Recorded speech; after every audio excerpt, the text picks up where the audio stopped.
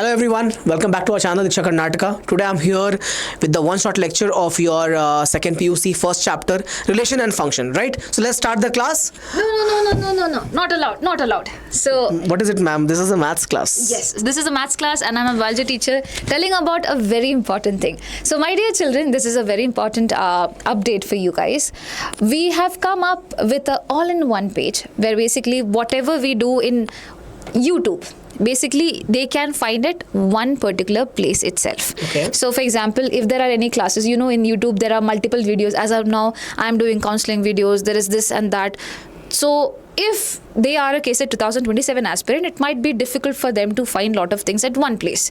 It might be a bit complicated, right? So which is exactly why we have come up with this, where they will be able to find subject-wise what all have been done in YouTube, and basically if needed there will be extra assignments and stuff like that provided there. Okay. Yeah. So I think I understood. So basically, ma'am is trying to say that everything is same, just that we have a better chance to learn now. Yes. So less chaos. Yes, very less. Because you were saying, somebody said something about the thumbnail, no? Remember? Yes. So we got a better solution than that. What is this? This is basically now we are living in the world of technology, and we wanted to do something for all of you. And for that, we have come up with AIO. What is AIO? So of course, you can learn on YouTube and you can do all of that, but you can simply have one login, okay? And wait for the surprise, just 1 minute. And with that login, you get your academics sorted.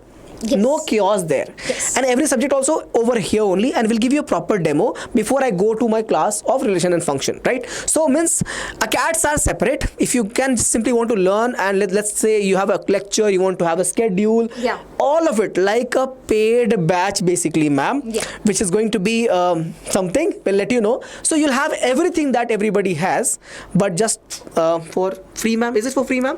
I think it's for free, but I have to check it out. Not sure. So let's is check how it it out. looks. Okay, by the way, the link for this will be there in the description section of this particular video. You have to check that out. And once you have the link, once you enroll, you don't need to follow the link. Just simply log in. Yeah. Every time, for every other time that you try to log in, you do not have to be worried about it. Everything will be clear in 2 minutes. No Yes. problem. Yes, And by the way, this session is for relations and function. Yeah. Make sure you watch it completely, that. Yeah. and let us know in the comment section how do you like the lecture. If at all you didn't like the lecture, probably I might be going ahead like this.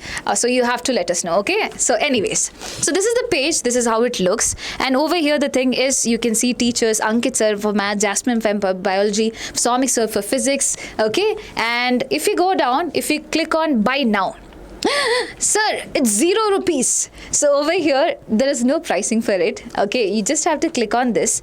While you click on that, over here, you would have to fill in your mobile number, okay, and use a number which you generally use. After entering your mobile number, they will be asking you location, as in where in on earth are you. That's all, not the exact address of your home. We are not planning to come there. Do not be worried about that also. So that is just for a reference, for record. That's it. And after that, once you're done with that, you will be entering into this particular page where, as you can see, ACE KCET 2027 is mentioned. So ACE is our series name, the free YouTube live series that we are doing. And as I said, it can be chaotic at times, which is exactly why this has been put. Over here, you just have to click on continue. And once you do that, you have ACE KCET 2027 physics, mathematics and biology classes. So let's start with biology today. Okay, once I click on biology, over here there is chapter 1 and other. I click on that. Whatever classes I have taken of this chapter, it is being put over here. A few of it is being still updated, but yes, this is how it is generally going to look. And suppose I want to see human reproduction part 3, spermatogenesis and oogenesis. Let's play it up. So while you do that, here you go. And the class is right there. So do you had to go and check in the live session where is this particular video? No, because you can find it right over here at one particular place. This is how it works. And additionally, if at all we are planning to give some assignments, we can probably give it to you over here. Okay, this is, so everything is going to get sorted. We'll try our best to probably post up more things, okay? But anyway, at least the scheduling part of it, or what is needed in terms of lecture, that is definitely going to be there. So this is basically basically for active learners, okay, for Yeah. people who are seriously coming on YouTube and they want to really learn, okay, they really want to learn the subject, learn the concepts, prepare for certain examination, whether it is, let's say, FA, whether it Yeah. is midterm, whether it is whatever it is coming up, right? And you are seriously inclined to prepare for particular subject, let's say don't want to learn maths, cool, you are only coming for physics, only for biology, chemistry, whatever it is. So whatever subjects you learn coming for, you can simply go to resources and see here the schedule, you can see the calendar view and all of it, means on what days what classes you had, and you can access it on this day, what was the class, 17th what was the class going to be, so that's tomorrow, then 15th what was the class, so past, this is showing right now past classes, but of course the So yesterday I had a live, Yeah. and that is strictly been mentioned over here. On Correct. 15th there was a live. So- On 16th there is another. So if you miss a class, you can track it also, right? Let's say basically you don't have to find it in the YouTube. This is simply free and everything is there for all of you. You can see resources, schedule, notices. If you are providing some information from our side, we want to update you for something, we'll let you know in the notices, okay, in the notice board basically, okay. Yes, ma'am. Then we have performance index also, means how much classes you're attending. All of that will be updated. So of course platform is available as we go on in a week or in a 1 or 2 days. It'll get updated and you'll have more data over here. Basically you'll have more classes, you'll have more schedules, you'll have more lectures over here, you'll watch more, you'll learn more and all of that. Yes. And yes, ma'am, you want to say something? Nothing. And there's an Insta Solve as well. So Yeah. basically over here in Insta Solve, if you go ahead, it's just like a version of AI where you ask some chutu doubts, Our own AI and basically our own AI way where you can ask doubts out there, chutu doubts, okay, and it will be giving you answers. Sometimes you can try asking bigger doubts also, but I think for bigger doubts you should be actually torturing him. Yeah, that is going to be a better decision out there. So this is how it works, and I hope this is going to be helpful for you. So we have actually given this to our children of who have taken up the paid course Pariksha Veera, but obviously they have some additional things because that's a paid batch. Okay. But we have tried our best to basically solve the problem of the chaos. The Yes. thing is, serious student, genuine student who really want to learn and from YouTube, but they were missing out because of others videos. Let's, for example, right now counseling is going on, right, ma'am? Yeah. Ma'am is full on with the energy of the counseling, fully tired every day, 10 videos, 15 videos, all of that is going on. Then other strategy sessions are there. Many things are scheduled on the platform and on our channel Icha Karnataka. So you might be able to sometime miss something, right? Yeah. And let's say you attended one class today but you forgot what was the previous session, you don't get the link of it, so it doesn't become that personalized. Yes. So this is the platform that helps you, that enables you to get to have a structure even for free. Yes. Right, ma'am? Yes. So that's all. So that's all, and I do not want to waste much of your time. So bye-bye, sir. Make Yeah. sure everyone go study the entire chapter. Okay, so this is it basically. Nothing much. This is how it was going to be. Link you'll find in the video description. So join from there, and all the lectures, all the scheduling is very simple to use the platform. Now let's start with the lecture, which is relations and functions, right? So let's start the lecture now. Okay. So let's look at the chapter relation and functions now. So before we start the relations, let's talk about the origin of it, right? And the origin comes from something that you learned in PU1, and that is set theory. In the set theory, you learn something called as Cartesian product of two sets. Means after you learn properly sets, and then before you start the chapter relation and function, the first thing that you learn is the Cartesian product of two sets. Very simple, right? If I have a set A like this and set B like this, set A has 3 elements and set B has, again, how many elements? 2 elements, okay?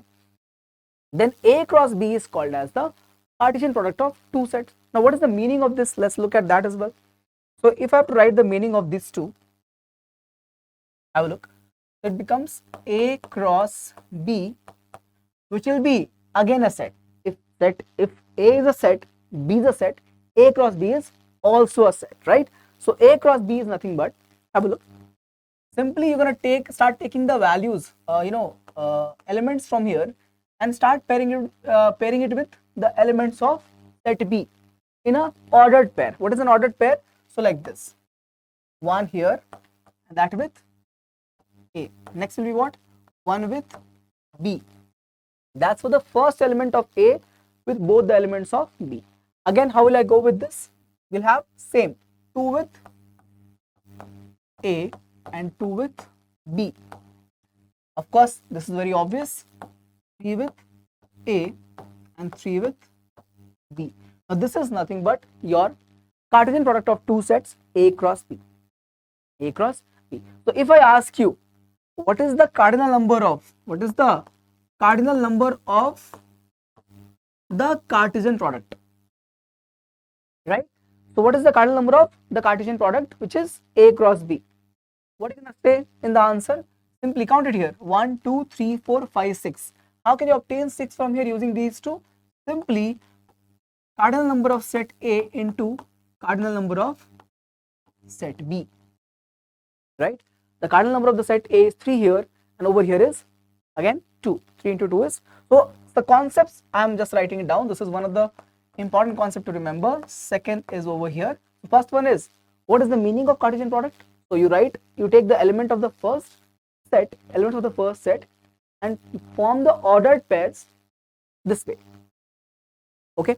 What about NA cross B? This means simply the number of element in the Cartesian product, that is NA cross NB.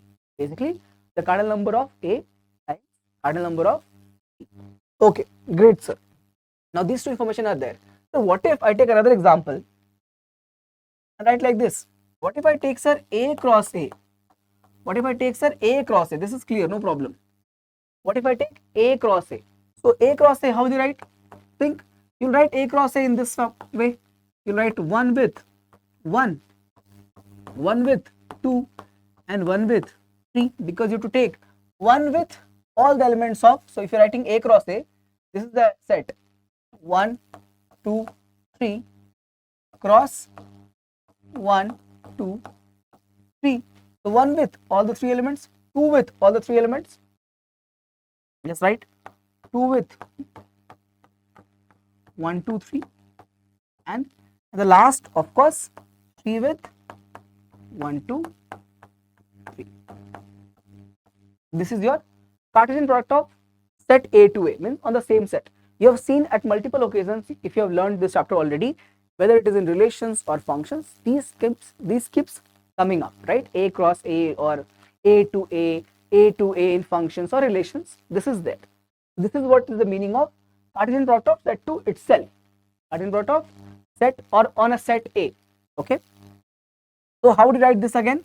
N of A cross A will be what, guys? Simply n square. Simply n square. What is the meaning of n over here? Of course, provided that the cardinal number of set A is equal to n. If the cardinal number of the set A is equal to n, n A cross A becomes n square. So if you look in this case, what is the value n over here? If you look just to, for this case, so n of A in this case is equal to, bacha, 3. Count 1, 2, 3, 1, 2, 3, anywhere you can count. So n of the Cartesian product A cross A will be how much? 3 square. That comes equals to, check here, 1, 2, 3, 4, 5, 6, 7, 8, 9. I hope this concept is clear. What is the Cartesian product of two sets? Okay, the ordered pairs, and of course, how do we write the cardinal numbers for the Cartesian product of two sets? Clear? Whether it is two different sets, whether it is the same set. All right, sir. This makes sense. So far, so good. Then, sir, but the chapter is relations. The chapter is relations. You didn't tell me about that. I'm coming to that only. Relation is a subset of this A cross A or A cross B. What is the relation, guys? Relation, before I go to that, let me write it over here. Relation is a subset of what? This Cartesian product, A cross B or A cross A, whatever is the case taken. Okay. So, all right, sir. Then how can we write subsets? How can we write subsets? Of course, we can write subsets like I can take only 1A, only 1B. Okay. I can take 2A, 2B. So, all these possibilities. Okay. All these possibilities are going to be relations. So, I can write a relation R1 like this. What I can write like R1 like this. That over here, sir. Excuse me. So, I can write here, let's say, just 1A and let's say 1B. Is this a relation? Is this a relation on A to B? Yes, it is. Since this particular set is a subset of R. Sorry, since R1 is a subset of what? A cross B. Since R1 is a, check here, this R1 is here and A cross B is here, right? Since R1 is the subset of A cross B, this is a subset, right? Hence, I can say this relation R1 is true for the definition from A to B. Okay, so I can write so many relations for this, but the most unique one I would go is this. Is null set also a relation? This is also a relation, and this is called as null or null or void relation. Null or void relation. How come, sir? Because we know that null set is the subset of all the sets. Null set is the subset of all the sets. In this case, A cross B also.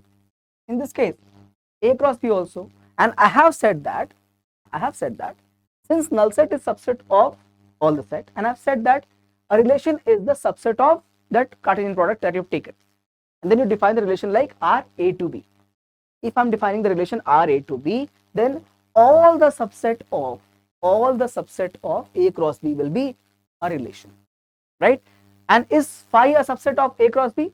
Yes, it is. Hence, pi is also a relation, and that is called as uniquely void or null set. I hope it makes sense. Sorry, null relation or void relation. I hope this is clear, right? Okay, sir. So far we have discussed what is a relation, how we define it, how do we write it. So we usually write relation in this format. Relation R defined on set A to B, or I can write A to A, whatever it is. This is given. This is called as domain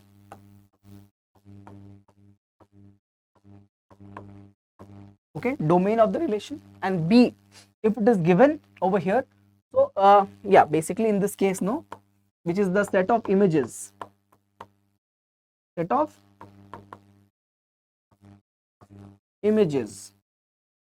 of elements in domain A, then this becomes what? Clearly this becomes your range. I hope the clarity is there.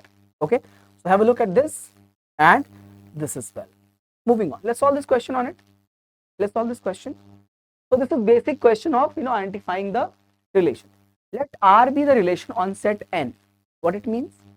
It means the relation is defined like this. R defined as N to N. There is a rule also. So every relation might have a rule. Okay, so actually it usually has a rule. Then only you can make those ordered pairs.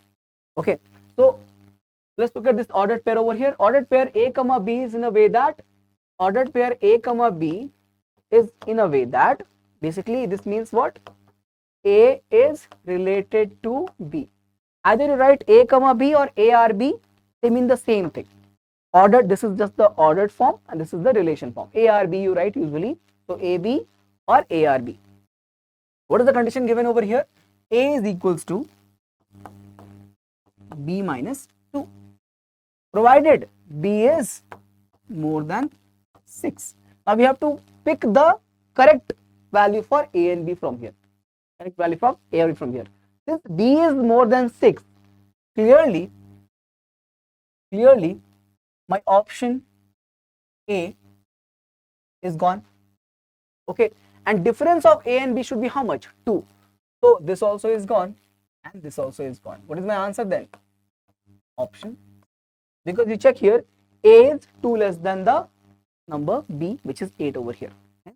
You basically, to understand this, in this case they have not, if N to N is the relation where it is defined, then N across N will have how many elements? Will have infinite elements, sir. Will have infinite elements. So how do you write all of this? Of course you can't write, but okay, based upon the rule given, I can identify the particular ordered pair, and that's what we have done over here. I hope this makes sense. Moving on. Okay. Now, so this is what I taught you right now. Empty or void relation.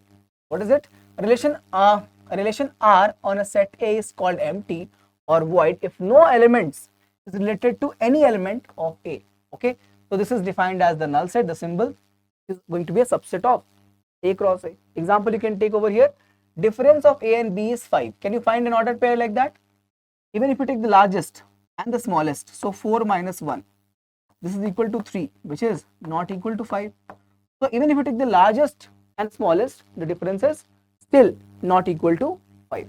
Of course, there cannot be any ordered pair AB that will belong to relation. Hence, any ordered pair AB will not belong to relation.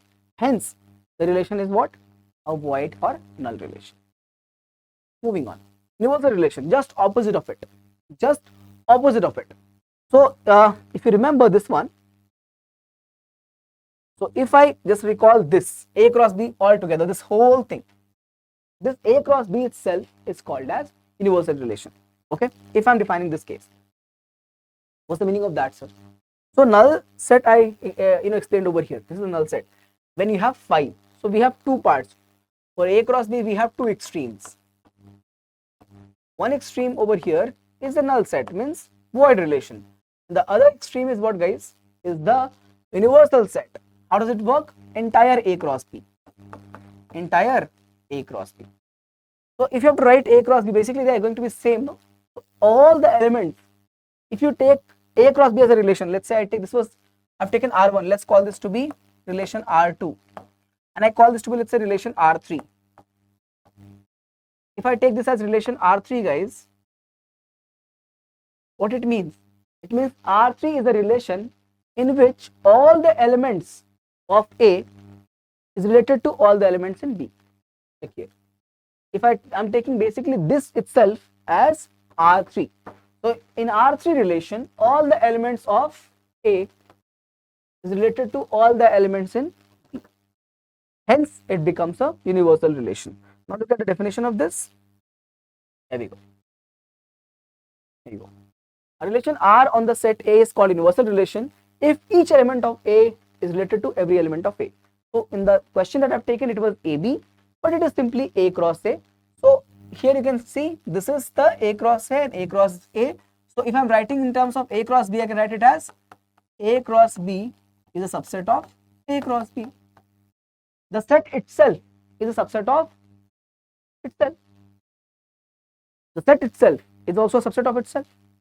Right? Oh, come on. So if I am asking to find the total number of relation, how do you find it?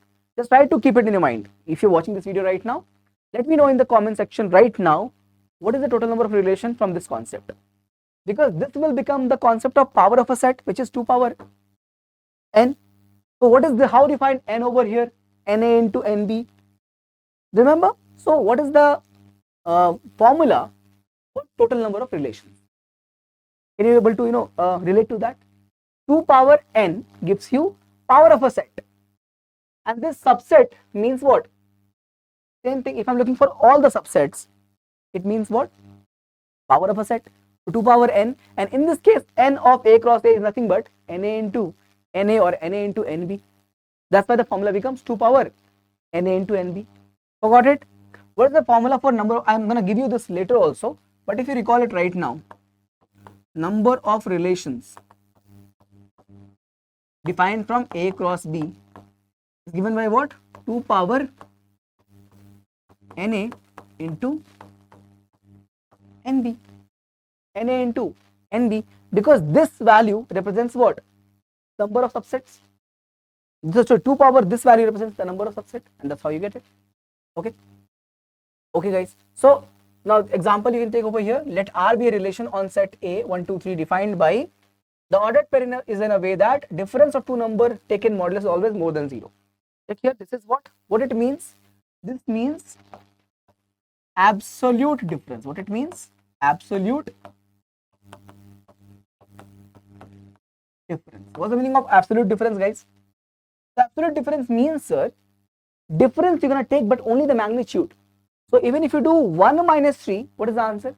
Minus 2. But if you take the modulus, check here. If you take 1 minus 3, what is the answer? Minus 2. But I'm not looking for that. I'm looking for the absolute difference. I'm going to take modulus of this, and this will become automatically 2.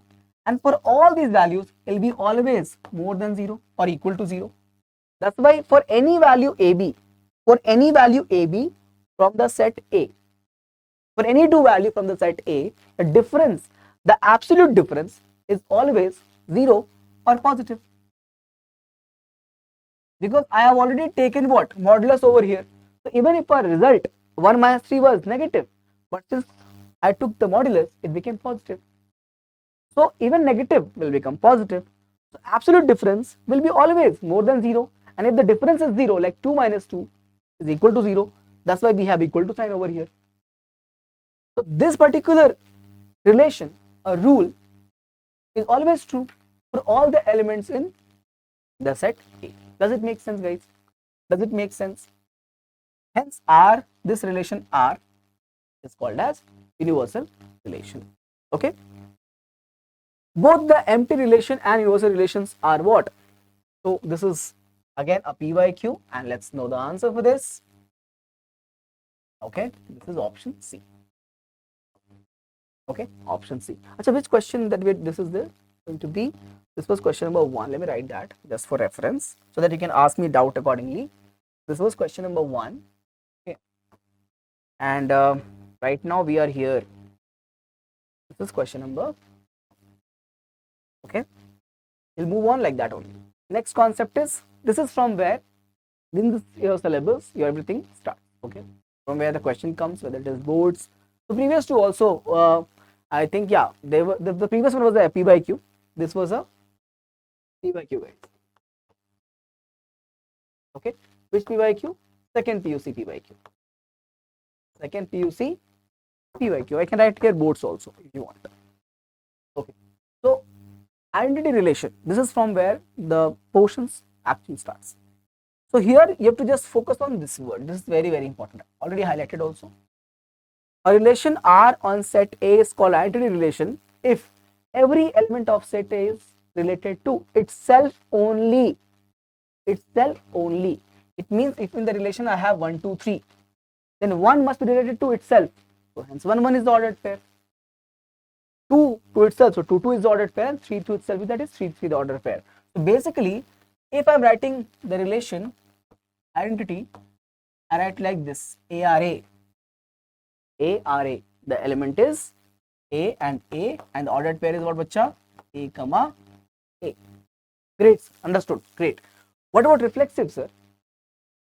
Very good. Reflexive is also same, but it does not have only word in it itself, but not only word is there. It means if I'm writing this relation, let's say I'm writing this relations R1 over here for this set A, how will I write the Cartesian product, guys? Right here A cross A. And if I'm writing the relation R1, how would I write like this? Let's say I can write here 1, 1, 2, 2, and 3, 3. Let me write few relations to make it sensible for all of you. 1, 1, 2, 2, 3, 3, 1, 3. One more example. 1, 1, 2, 2, 3, 1. Okay, so I'll highlight it over here. Which one is reflexive, which one is symmetric, and all. Sorry, which one is reflexive and which one is identity. So the relation number R1, relation R1. First of all, is if I ask you, is the relation R1 or the R2 or the R3 a subset of A cross A or not? It is. If you write A cross A, you'll have total 9 elements: 1, 1, 1, 2, 1, 3, 2, 1, 2, 2, 2, 3, 3, 1, 3, 2, and 3, 3. And this R1, R2, R3 is clearly the subset of A cross A. So not a problem over there. Great, sir. So here it is, the 3 relations that we have. Is the first one identity or not? Yes, sir. Identity relation, yes. Is it reflexive or not? Also there. Reflexive also there, identity also there. What about second one? For identity, no. This is yes, and this is, so let me just rewrite this. I'll write here identity, write here reflexive. Okay. So this is also there, this is also there. Great, sir. What about this one? Identity, no, sir, because identity says only itself, but you have taken 1 3 extra, so that's why no. What about reflexive? Yes.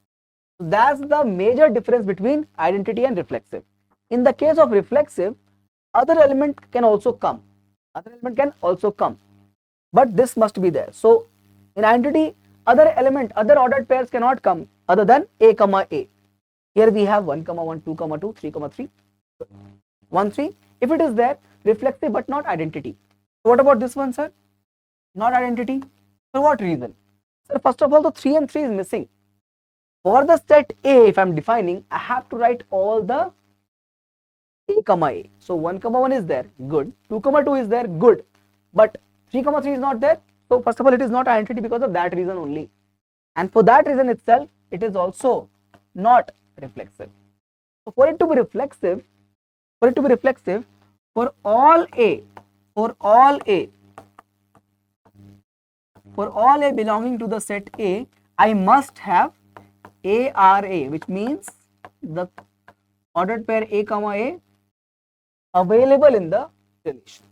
For all the A values or the element of set A, the A comma A must be present. Here, what is happening here? 3 comma 3 is missing. I hope it makes sense for all of you. Please check. Okay, so this being clear, let's move on to the next kind, which is symmetric relation. This is symmetric relation. So this is a very simple one. This is basically if and then statement. If and then statement.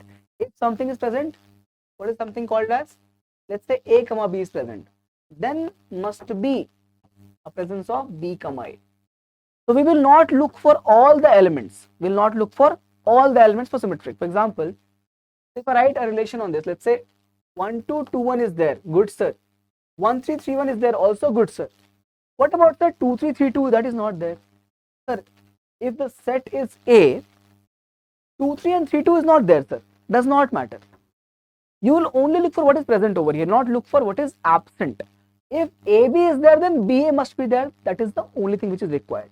Will not look for whether BC is there or not, whether CB is there or not. If AB is there, look for BA. That's it. We don't look for all the elements possible. So 1 2 is there, so 2 1 must be there. It's present. 1 3 is there, so 3 1 must be there. That also is present. So good enough for me. I'll not go ahead and look for 2 3 and 3 2. That is my if and then statement. How do you write the relation? So ARB, if present, then BRA must be present in the given relation for it to be symmetric. As simple as that. Transitive. Headache? No, don't worry. This is also an if statement only, but in this case you have two if statements. In this case it is two if statement. If ARB is there and BRC is there, there are two if statement. What is the meaning of ARB, guys? The ordered pair is A comma B, and what is the meaning of BRC? The ordered pair is B comma C. These are both if statement. If both of these are there, then ARC must be present, which means what? The ordered pair A comma C must be present. That's my if and then statement in the case of transitive relation. Makes sense to all of you, right? If ARB there, BRC there, then ARC must be present in the relation for the relation to be called transitive. Okay, sir. Great, understood. Cool. Same examples are taken over here also. Okay. 1 2 2 3 means then 1 3 must be there. Good. We have 3 2 also. So 1 3 3 2. It means 1 2 must be there. That's here. Okay. Then we have 1. Then we have 2 3 and 3 2. 2 2 is not there. Okay. See. So 1 2 2 3. It means 1 3 is there. So that is present. 1 3 and 3 2. It means 1 2 is there, present. But if you check here, 3 2 and 3 and 2 3. Check here, 3 2 and this one, it will become what? 3 3. That is not present. Same way, 2 3 and 3 2. 2 2 is missing. So 2 2 is missing and 3 3 is missing. For those reasons, it is not transitive relation. Not transitive relation. Clear, na? You look for the one way to find this is the definition. Second way is if you have AA and BB. If you have in the relation AA and BB and you have AB, then never check, it is always transitive. If you have again AA, BB and you have, let's say, AB and BA, never check, always transitive. These are the cases of always transitive. This is the cases for always transitive. Let's understand this. Okay, so what it means is if you have AA and BB and you try to take what, AB, let's say over here, you take AB over here. So to check AB with both the elements, check AB with BB, it will become again AB present here. Check AB with AA, again it becomes AB, so present here. So whenever you have that, it's always transitive. Second one is what? If you have, let's say, AA, BB and BA, also don't check, it is always transitive. Don't check only. If you check BA with A, it becomes back to BA. I know. BA with AA, what it becomes? Again BA. So never check.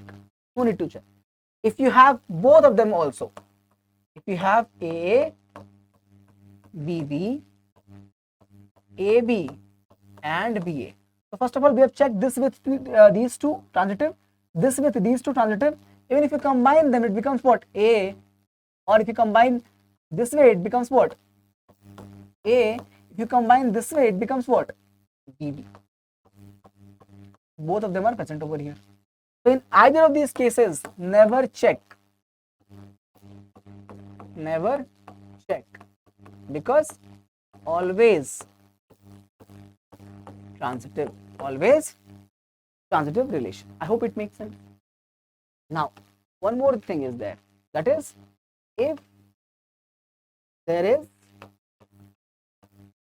no objections possible, objections possible on the transitivity, okay, on the, let me write it, transitivity, okay, then also always transitive. Always transitive. Example, sir. Example, can you take? Yes, I can take. Take your example. If I have, let's say, just 1, 2. Just we have 1, 2. Transitive or not? Because you can't object only. You can't check only. You can't check the definition of transitive relation.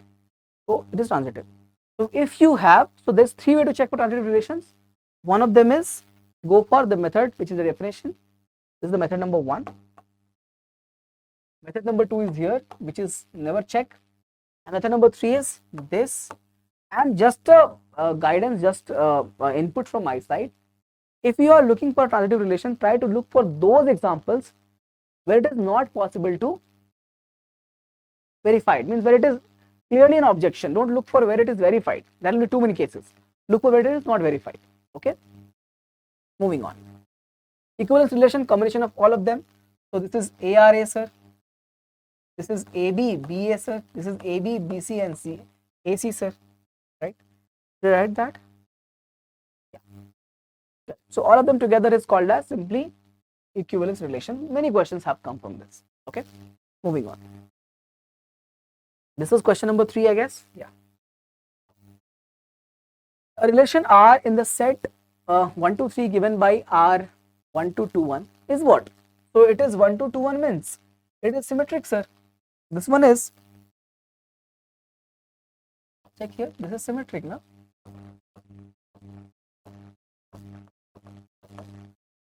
What about reflexive, sir? No. What about transitive, sir? Of course, no. For reflexive, 1 1, 2 2, 3 3 is missing. And for transitive, 1 1 is missing. So answer is what? Just option D. Answer is what? Just option D. Simple question. Question number 4. The maximum number of equivalence relation on the set A is what? Is what? Okay, is what? So how will you write? Let's say R1 will be 1 comma 1, 2 comma 2, 3 comma 3. That's the for sure, right? That's the for sure.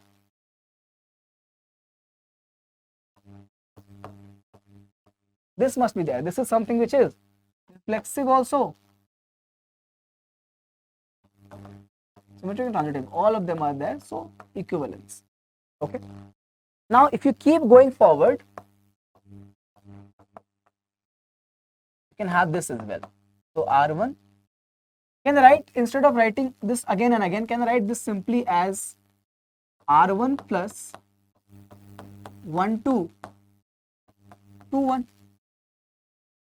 This one, if you write this, means alongside 1 1 2 2 3 3, write this 1 2 2 1 1 2 2 1. You can write R1 by the way like this also, 1 comma 1. This means this is the relation of all the 1 1 2, basically ARA. Okay, but let's write it like this just to make things simpler for you. Okay, have a look. 1 1 2 2 3 3, reflexive, symmetric, transitive also.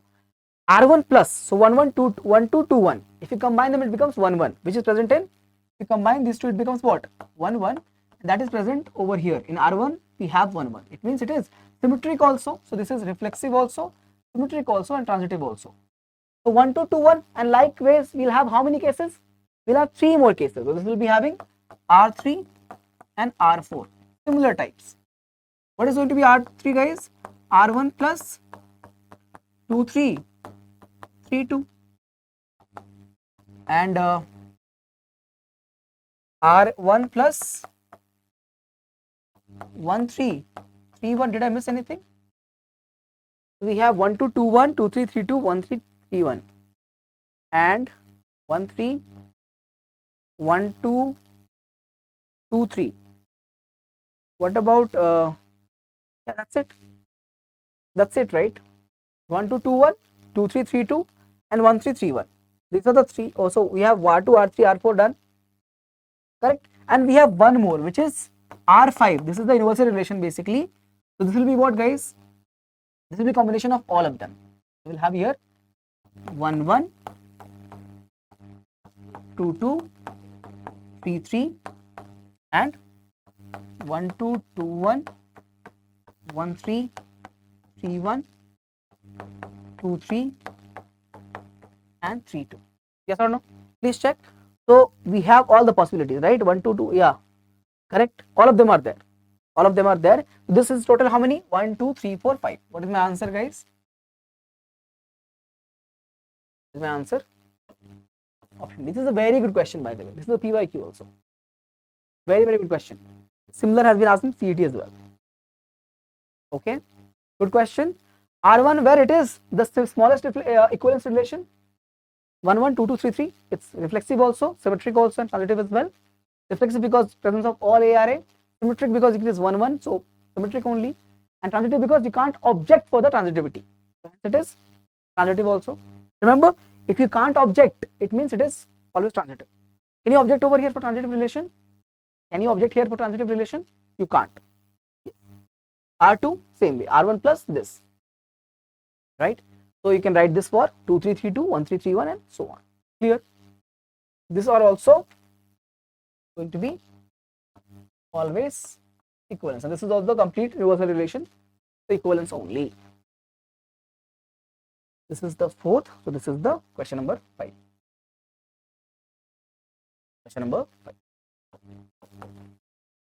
A relation R on the set A 1 2 3 all the way till 14 is defined like this: 3x equals to y. So please write from here. It will become y equal to 3x. If I move y on the other side, y equal to 3x is there. Determine whether R is reflexive, symmetric, or transitive. Let's try. For reflexive, first one is reflexive.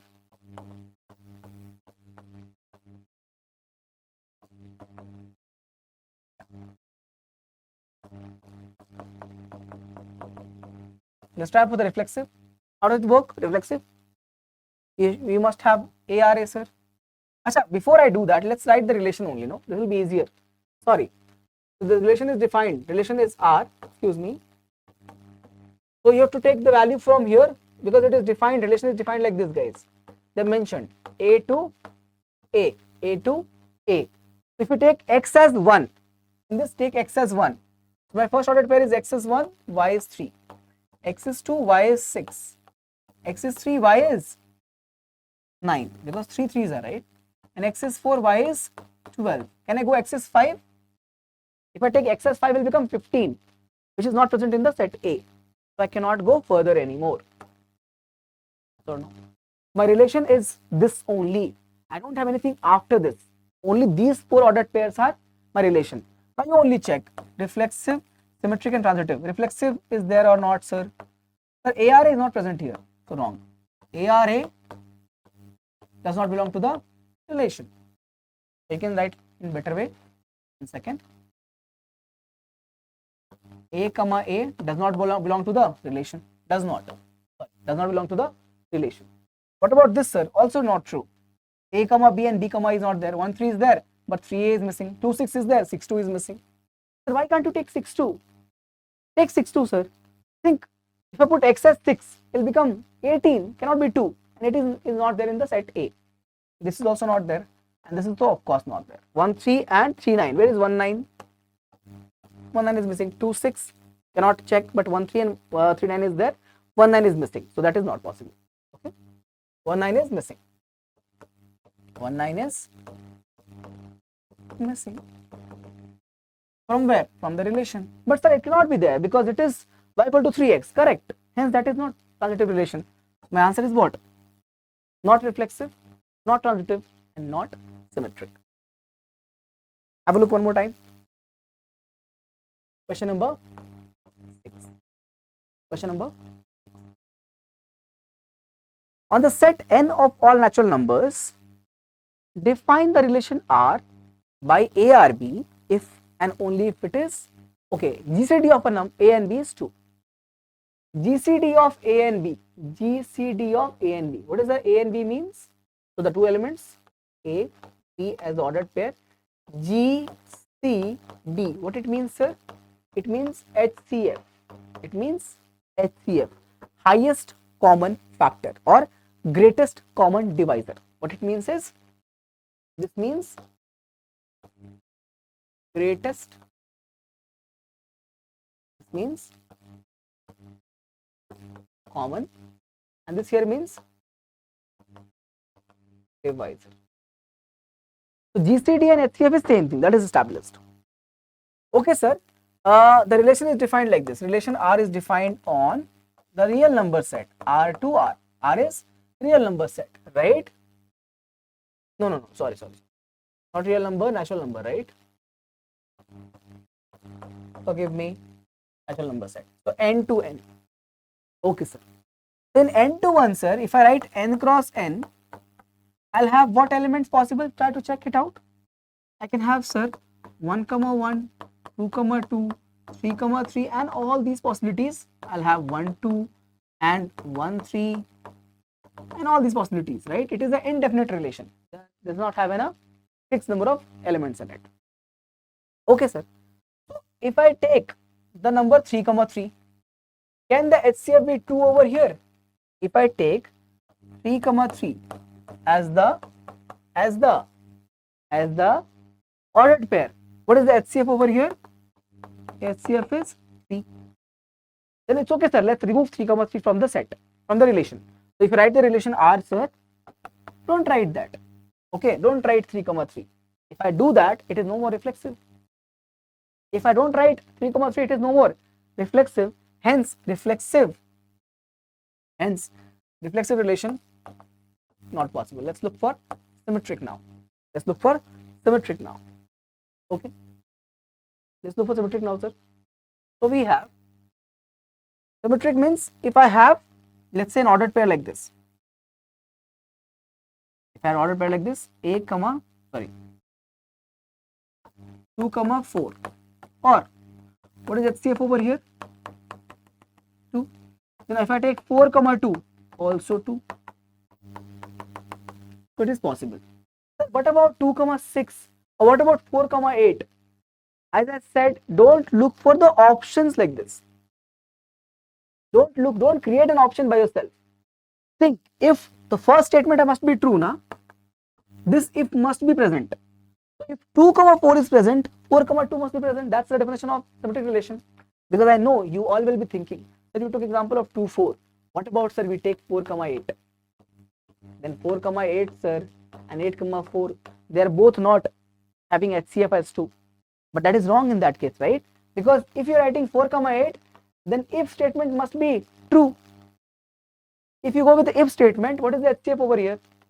The HCF over here is 4. How is it possible? Getting it? So first statement, the if statement has to be present in the relation.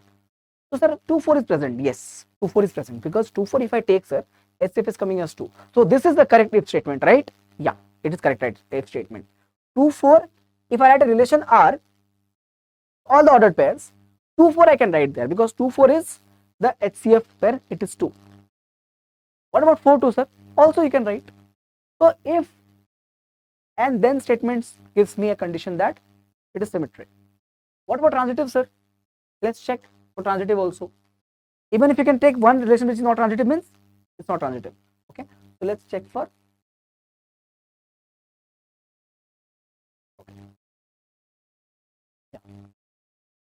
for transitive relation. Sorry. Okay.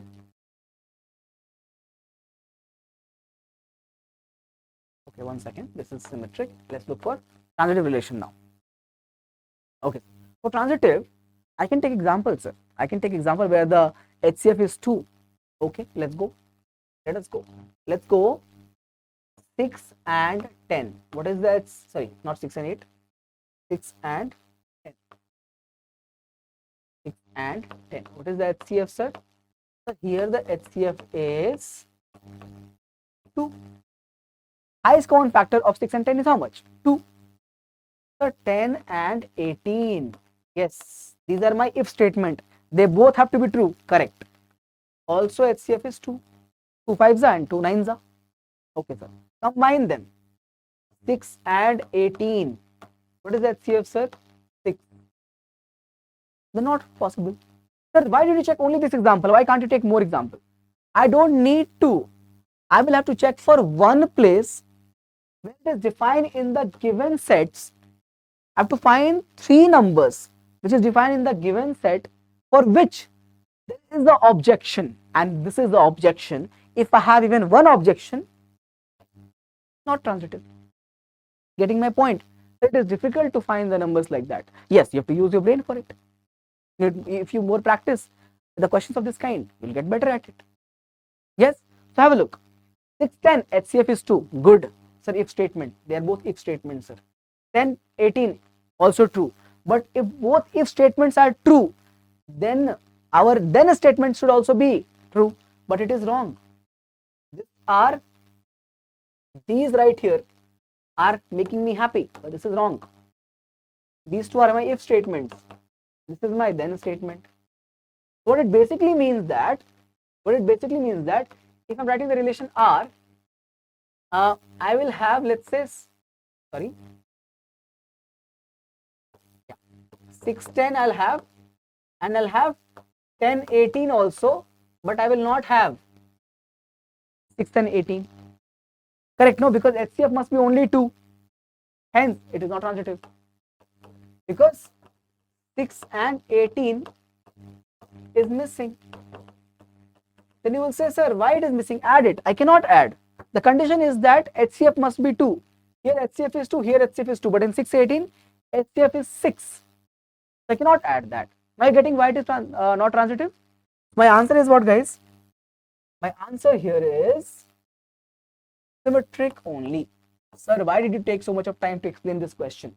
Because this is the one-shot lecture. My purpose is very much clear over here. That if you're watching this lecture, all of your concerns for this chapter should be over. Okay? I've tried my best. This was question number 6. Let's move to question number 7. Sir, why so many questions? Because again, it's important to do different varieties. This is from your question bank. I've taken all. MCQs also, I've taken some subjective also, 3 marker also, like that. Okay. If R1 and R2 are equivalence relation on set A, is R1 union R2 also equivalence relation? We will feel yes, yes sir. But there's a statement called justify. If this question was in MCQ and you have an option yes, no, you'll pick yes and you get it wrong. Answer is actually not there. I'll show you. So let's say I'll take a set A first of all. To define a relation, I need a set. Let's assume a set A. Because they have not given any set? No. They have not given, sir, any set. I've taken a set A. Let's find a relation R1 which is equivalence, because they have said it is equivalence. Okay. So for equivalence, I need 1, 1, sir. I need 2, 2, sir. And I need 3, 3. Let's write 1, 2, and 2, 1 also. 1, 2, and 2, 1. Is it equivalence? Of course it is. Reflexive, symmetric, and 1, 2, 2, 1 combines to 1, 1. So also transitive. Let's write another one. R2. So 1, 1 must be there. This all is all mandatory. Let's write here 2, 3, and 3. 2, 3, and 3, 2. Right?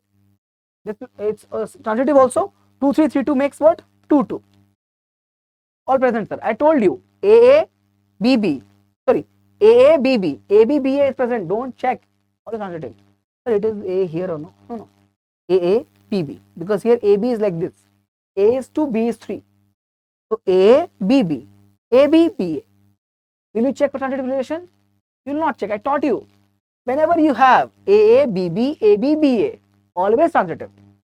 Always reflexive and symmetric also. So these two relations are clearly equivalence.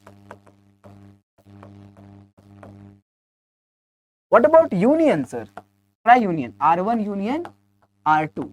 We know very well when we take union of two set, we don't repeat the element. So don't repeat. Simply write here 1, 1, 2, 2, 3, 3, and come write these values. So we have 1, 2, 2, 1, 2, 3, and 3, 2. Is it what do you call symmetric? Yes. Is it transitive? No longer transitive. Check here. If I take 1, 2, and 2, 3, 1, 3 is missing. If I take 3, 2, and 2, 1, 3, 1 is missing. What is happening over here, guys? Conclude here, please. So 1, 3, and 3, 1 is missing. Therefore, not transitive. And what it means is this is not equivalence. This, even though R1 and R2 is equivalence relation, union may or may not be. What is my answer? May or may not be. Okay, answer is R1 union R2 may or may not be equivalence. It depends upon the relation R1 and R2. Please check. I've taken the example to exprove it over here. Next concept is the number of relations. Okay, so total number of relations I already taught you guys. Okay, so if I had one concept here, R defined from set A to B. This is the formula number 1, formula number 2, formula number 3, and formula number 4. R defined from set A to B. Okay, where n of A is n and n of B is, let's say, m, then total number of relation is given by 2 power m into 2 power m into, okay, number of just reflexive relation. The formula is 2 power n into n minus 1. Sometimes people also write it as 2 power n square minus n, but this is, I think, easier to remember. This is for reflexive relation. For symmetric, what is there? 2 power n into n plus 1 by 2. And for reflexive and symmetric both, okay, means for a relation to be number of relations on a set A with n number of elements which are reflexive and symmetric both will be what? 2 power n times of n minus 1 by, formulas are there, you have to remember the formulas. Okay,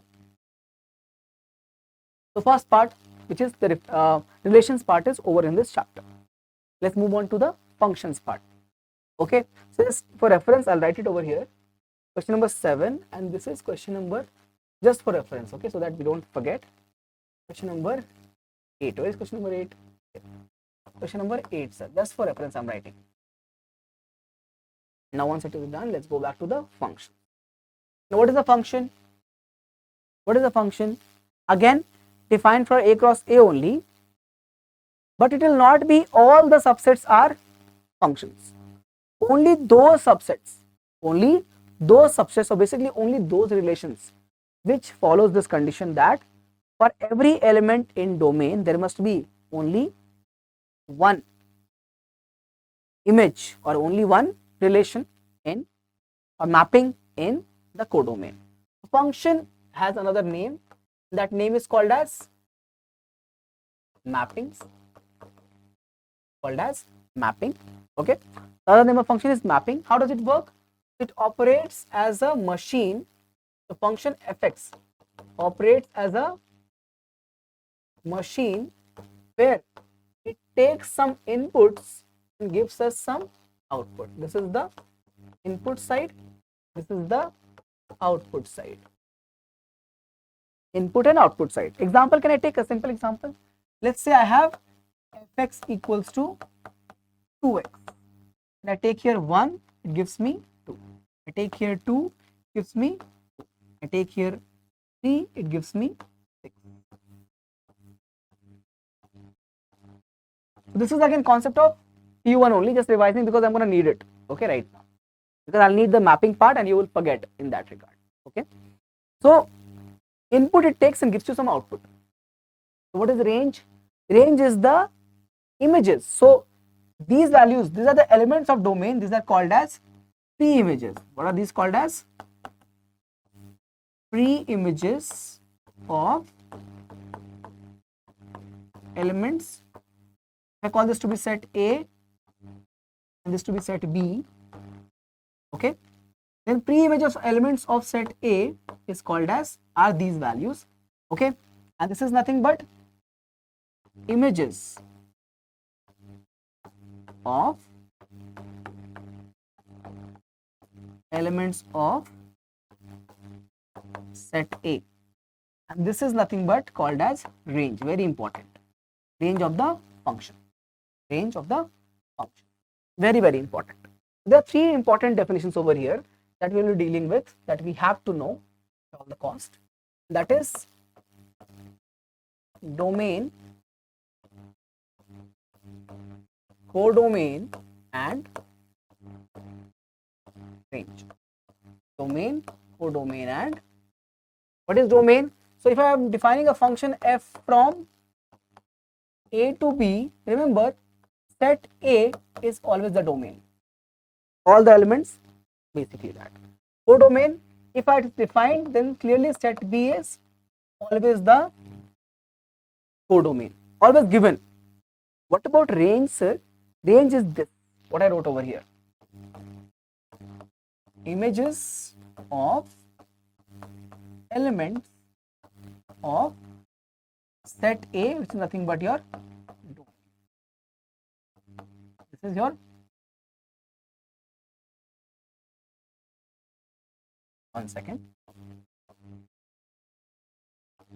domain.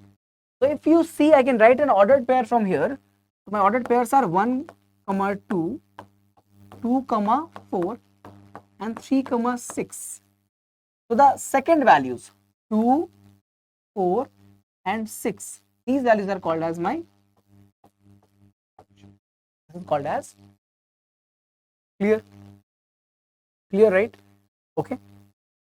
Now, so again we have more things in the function, but you have learned it in the PU1 already. I just wanted to revise the concepts of domain, codomain and range so that we can use it over here, and especially this mappings. This mapping will be used a lot. Okay. So definition of function, I wanted to remind what is the definition of function. Each and every element, what is the definition? Each and every element of the function must be having only one image or unique image in the codomain. That becomes your basically definition of function. Let me take some example to explain this. Let's say this is set A, set B. I'm doing some mappings here. So let's say we have 1, 2, 3. We have here A, B, C, D. Okay.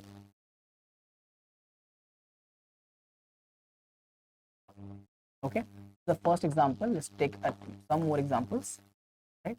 So let's say again this is set A, 1, 2, 3, and we have 4 here, and this is set B, another set, which is what? A, B, C, D. Okay. Let's say we have E also. So by the way, I hope you know it is the mapping. Let's go with the third one. Set A, 1, 2, 3, 4. Set B, A, B, C. Okay. Some more examples, guys. Some more examples. 4. Again, we have set A, 1, 2, 3, 4. Okay. And set B is A, B, C.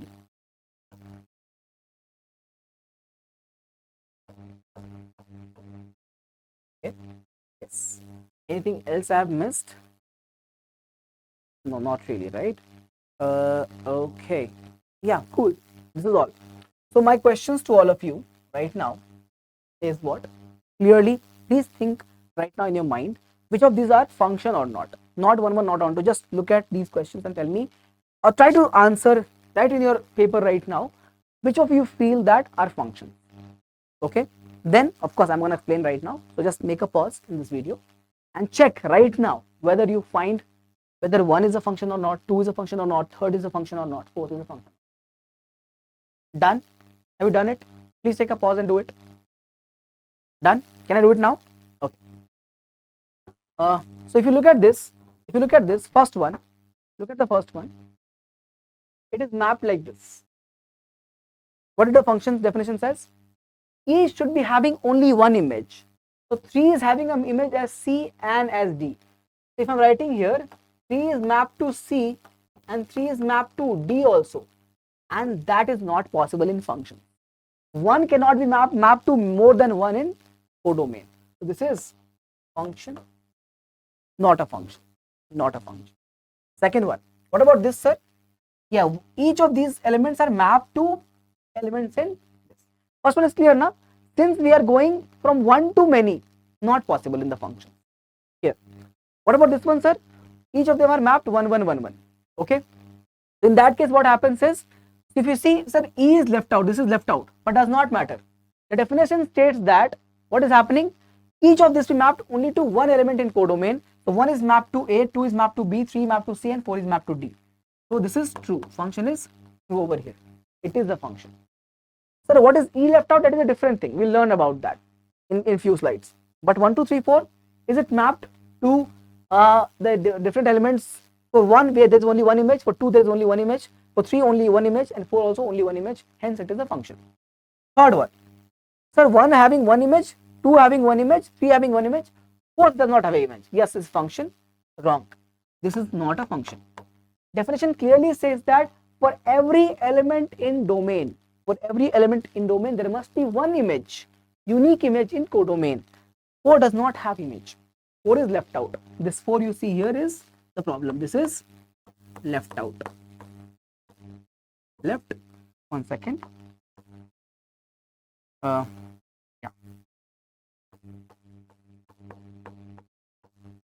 This is left out. Right? Left out is okay over here for the function definition. But okay, not okay over here. This is not a function. What about this? It is a function. Because we'll look for only 2 cases to identify. Are all the elements mapped? Yes. Does everyone has only one image? Yes. Sir, but it has same image. That's not a problem. 1 has the image A, 2 has the image A. So what? Does 1 have 2 image? Does 1 have 2 image? No. Here you check. 3 had 2 different images. 3 will go to C, 3 will go to D also. That is the problem. 1 can go to one image. So for 1, there is a unique image A. For 2 also the image is same, but 1 does not have 2 image, or neither the 2 have 2 different images. So that's the meaning of unique. For 1 it is only 1, 2 also is only 1. They are same, that's not my problem. The problem is only 2. There are only 2 cases for this to be not a function, that is if something is left out, and second thing is what? If same element in domain has 2 or more images.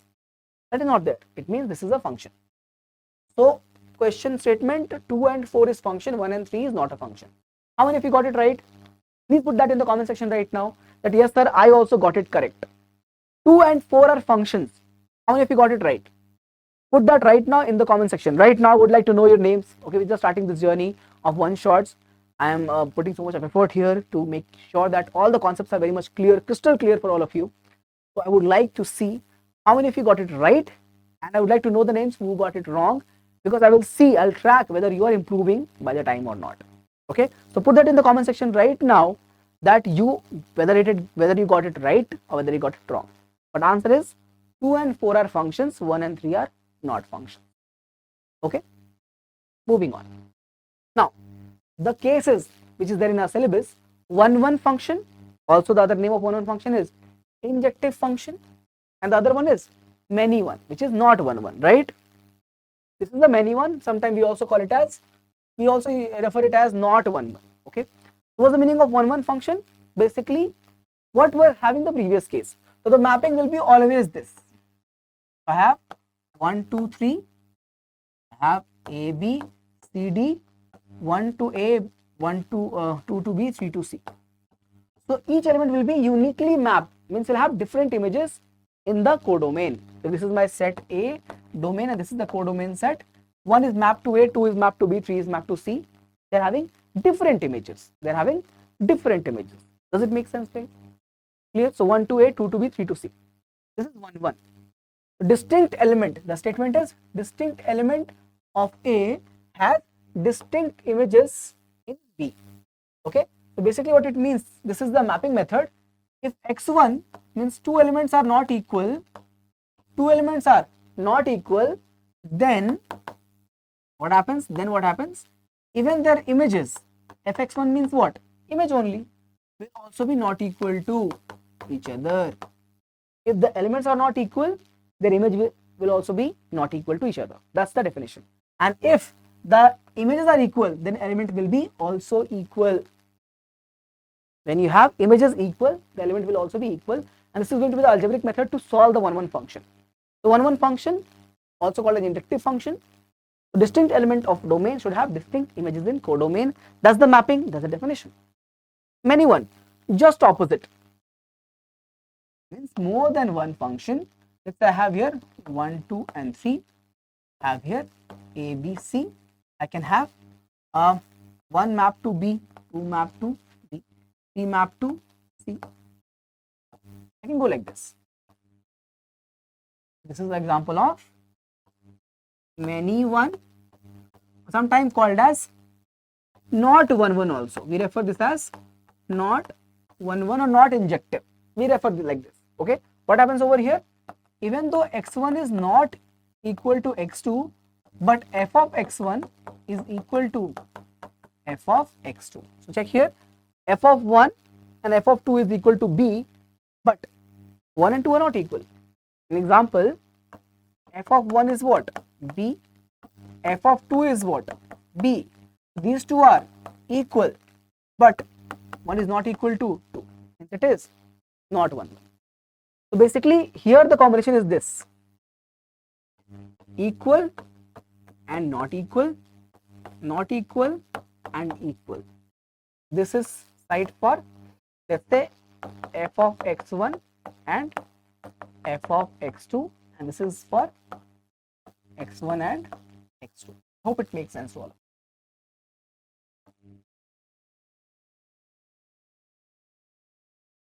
Clear?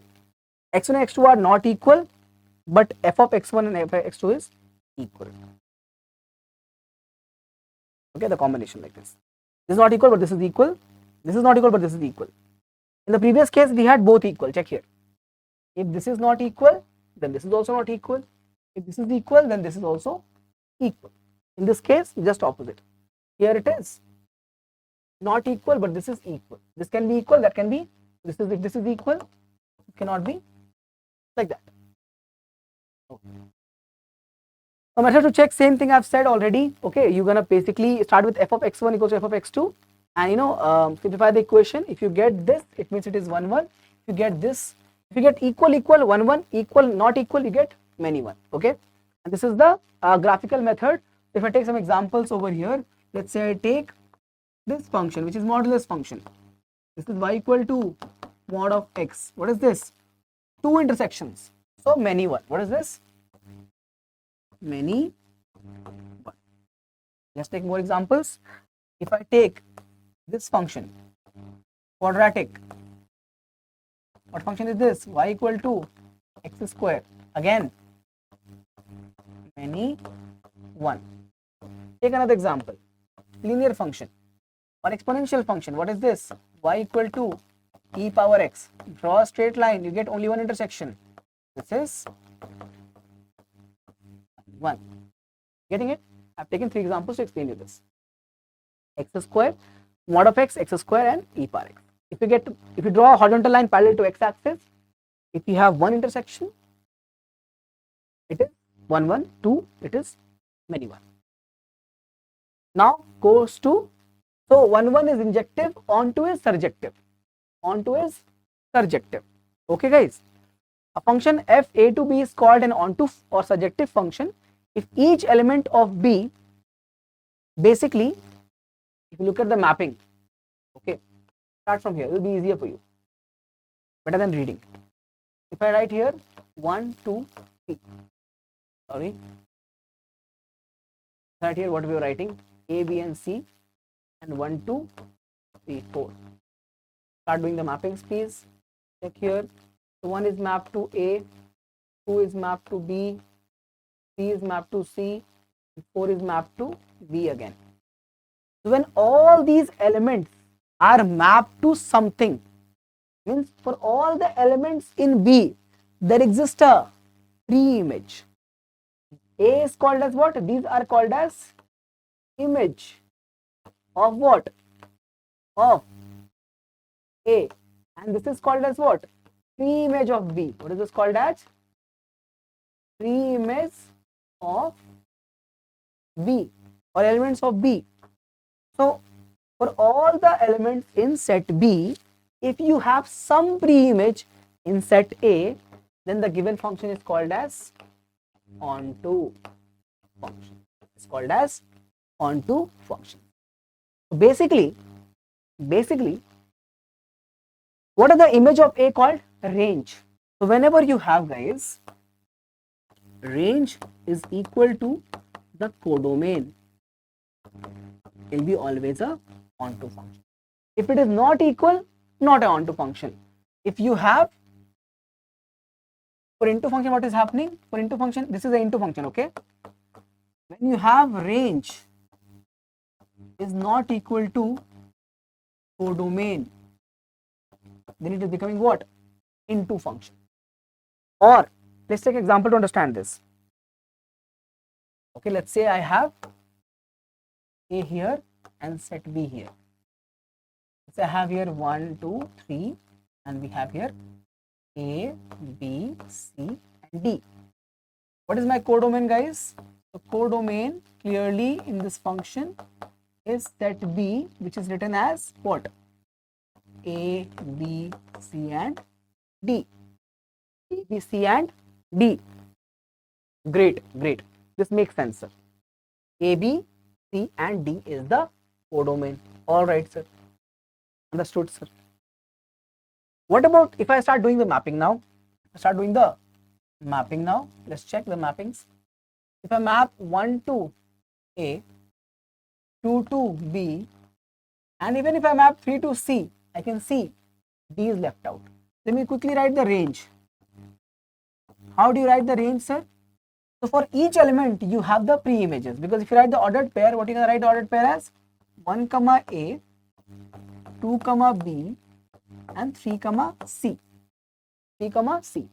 So for if you write the mappings, basically the ordered pair, from here you can lead to this, that range is what?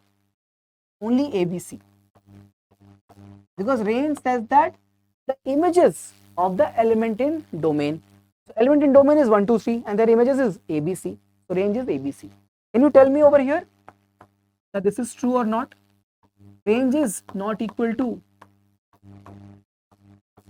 codomain. Range is not equal to codomain. When this happens, given function is, if I write this function to be, let's say fx is not onto, we can write this as simply into function. Okay. So basically when you can say range and codomain are not equal, or you can say when something is left out in codomain. What it means is, if for some element in codomain there is no pre-image, that will be becoming what? Your not an onto function, basically an into function. I hope this is clear, guys. So how do you find the questions on this? What is the method to find the onto function? Clearly find the range and check it is equal or not. Check it is equal to codomain. If it is equal, then onto. If not, then into. Other method is what? Take any value from the codomain, and for that look for pre-image. Pre-image of y. If you find a corresponding x in domain, then it is onto. If you can't find it is, then into. If you take any value y equal to fx and you take y from the codomain, the corresponding x value. So if you put this y value in this function, you'll find the x value, right? Correct now? You find, simplify it for x, right? Think about it. If I take y equal to 2x and I take y as 5, what is x value? X value is 5 by 2. If the corresponding x value is present in the domain, then what happens? It's an onto function. That's it. If x does not belong to the set A, it is not onto, and that is if into, or if f for y equal to b corresponding value actually present in A, then it is an onto function. It is an onto function. So what I was trying to say over here, if I write y equal to 2x, okay, and this function is defined from where to where? Let's say real number to real number. Let's look at example. Okay, this is example.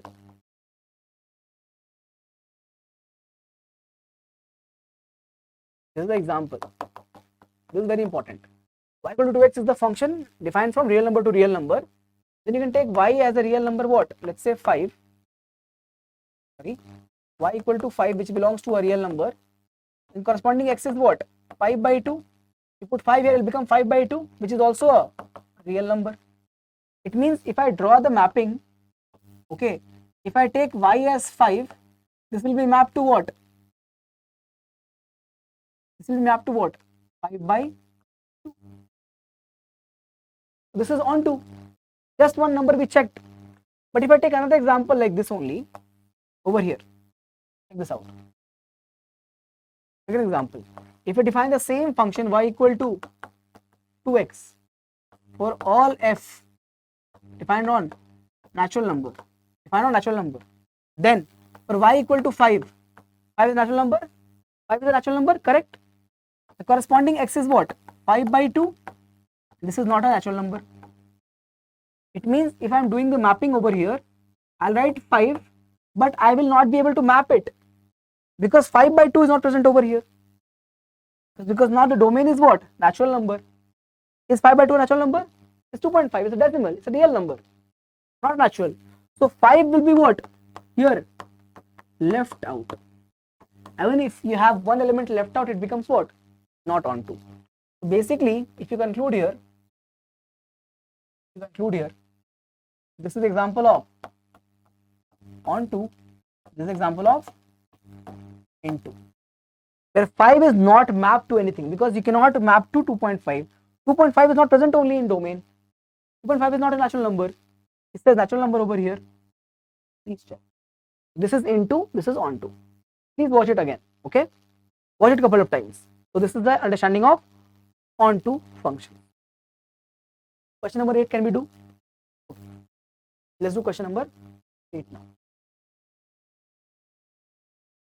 If R2 are defined fx equals to 1 plus x square, then so it is neither 1 1 nor onto. Let's show it. So for 1 1 can we show like this? For 1 1 we'll go like this. Remember we have this pair f of x1. If I take equal to f of x2, I should get x1 also equal to x2. I should get that in the last. Let's try. 1 plus, if I write in place of x1, x2, x as x square will become x1 square, 1 plus x2 square. 1 and 1 is cancelled. Proceed here.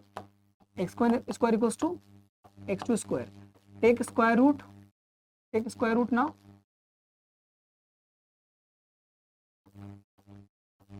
Take a square root on both sides. What happens over here? It will become x1 equals to plus minus x2. But it should not be the case. It should be only equal to one element. It says x1 equals to two different elements. It means not onto, not 1 1. Not.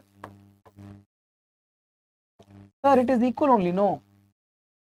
It is not equal. It is equal to two different elements. So it is not equal. It should be equal to only one element. Right? I took only two elements. No. Why is coming over here two different elements? X1 cannot be equal to two different values. Plus x2 and minus x2. X1 is equal to plus x2 and minus x2. So it is not equal actually. So hence it is not 1. What about onto, sir? Onto. For the case of onto, you want to check now. So the function given over here is y equal to 1 plus x square. Check carefully. For all x belonging to real number, it is defined on the domain as real, right? For all x belongs to a real number, x square is more than or equal to 0. For any real number you take, x square is what? Always positive. So 1 plus x square is always more than 0, right? If it is more than 0, it means, what is my range over here, guys? It means 1 plus x square, which is y, will always be more than 0 and all the way till infinity, right? For any x which is a real number, x square is more than 0. 1 plus x square is what? More than 0. It means range is what? 0 to infinity. What is the codomain? Codomain is given as real number, which means what? Minus 2 plus infinity. Are they equal? These two are actually not equal. They are not equal. Hence, not onto. Hence, not onto. Clear? Does it make sense? 1 1 part also, onto part also. This is the algebraic method. If it was a CET problem, we can do it graphically also. We'll plot the graph of 1 plus x square. Simple to do it. We'll plot the graph of 1 plus x square in this way. 1 plus x square is there, no? So start with this. Y equal to x square you start with. This is this graph. Okay. Add 1 to it. So we'll move up. We'll move up. Okay. So this is my graph of y equal to x square plus 1. To draw a straight line, you get two intersection. So not 1 1. And clearly these all elements are left out. See, all the values which is below 1 is left out. So all the left out value is causing it to be not onto, and 2 intersection is causing it to be not 1 1. Getting it? Okay. Bijective, the combination of both, which is injective also and surjective also. The combination of both injective plus surjective is called as bijective function. Okay. Definitions are given over here. Please check. Nothing big over here. Question number, what is this? This is question number 8. So this is going to be 9. Let fn to n be defined like this. Fn equals to n plus 1 by 2 for n is odd. For all the odd numbers, okay, defined on natural number. Please check. Defined on the natural number set. For any odd natural number, n plus 1 by 2 is the function. And for even natural number, n by 2 is the function. Let's try 1. 1 is odd or even? Odd, sir. So for this, we'll take n plus 1. So 1 plus 1 by 2, that is 2 by 2. And how much is that? 1. Let's take f of 2, which is even. I have to take this case for the even. It will become 2 by 2. How much is that? 1. So f of 1 is equal to f of 2, but 1 is not equal to 2. So 1 is f of 1 and f of 2 are equal, but 1 and 2 are not equal. What it means? Not 1, 1, not 1, 1. What about onto, sir? So this is not bijective. If you want to write an answer, you can write here, hence not bijective. If it is not 1, 1, clearly not bijective. You don't have to then check for onto part. But let's check for onto part because we are learning. For onto, how will you check? We'll take two different cases. When y is equal to n plus 1 by 2, and when y is equals to n by 2. N by 2. Check. This is very important, okay guys, so please pay attention. So what I do, I'll cross multiply, you get 2y equal to n plus 1, so n equal to 2y minus 1. Here also you take 2y equals to n, so n is basically equal to 2y. Now wait here, for any value y belongs to what? Natural number. Why, sir? Codomer is natural number. For any natural number y, put here 17, 18, 34, whatever it is, put that number. Let's say I put 34, 68 minus 1, 67. The corresponding n value is also a natural number. Same way, for any value y from where? From the codomer natural number, the corresponding value n is also a natural number. Put any number over here, 2 into that number will be natural number only. Means all the elements in the codomain are having some pre-image in the domain. If you conclude from both of these, it means what? All element, so right here, for all elements in codomain, which is natural number, there exists what? Pre-image in domain. In domain. What it means? Function is fn is onto. What it means? The function fn is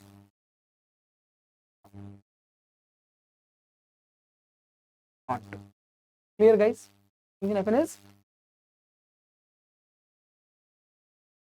This is question number 9. Have a look. This is all good, all clear.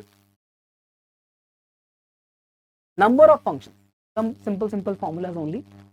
Number of functions, if you define a function like this, f a to b, the cardinal number of a is how much? Given as m. The cardinal number of b is given as n. Then function of the number of functions is from where? N to m. Whatever is b, write over here to the power m. So n to m. Number of one function is defined like npm, provided n is more than m. N is more than m. What is the n? Cardinal number of this thing. So nb is actually equal to n, and na is equal to what? m. Okay. So right here npm, the permutation, n factorial by n minus m factorial. This is the condition for number of onto functions. Okay. Other way to find onto function is also what? Find the total number of functions and remove those functions which is not onto. How do you do that? Remove those functions which is not onto. You can start doing the mappings. So we have here 1, 2 and 3. We have here A, B. So if I map all these to B, what happens? A is left out, not onto. One case is there. And then you have a case where all of this is mapped out to A, where B is left out. So these two are the case of not onto. If you look at this question, it becomes what? 2 power 3 minus 2. What is the answer? 8 minus 2. How much is that? 6. So this was my set. Sorry. Yeah.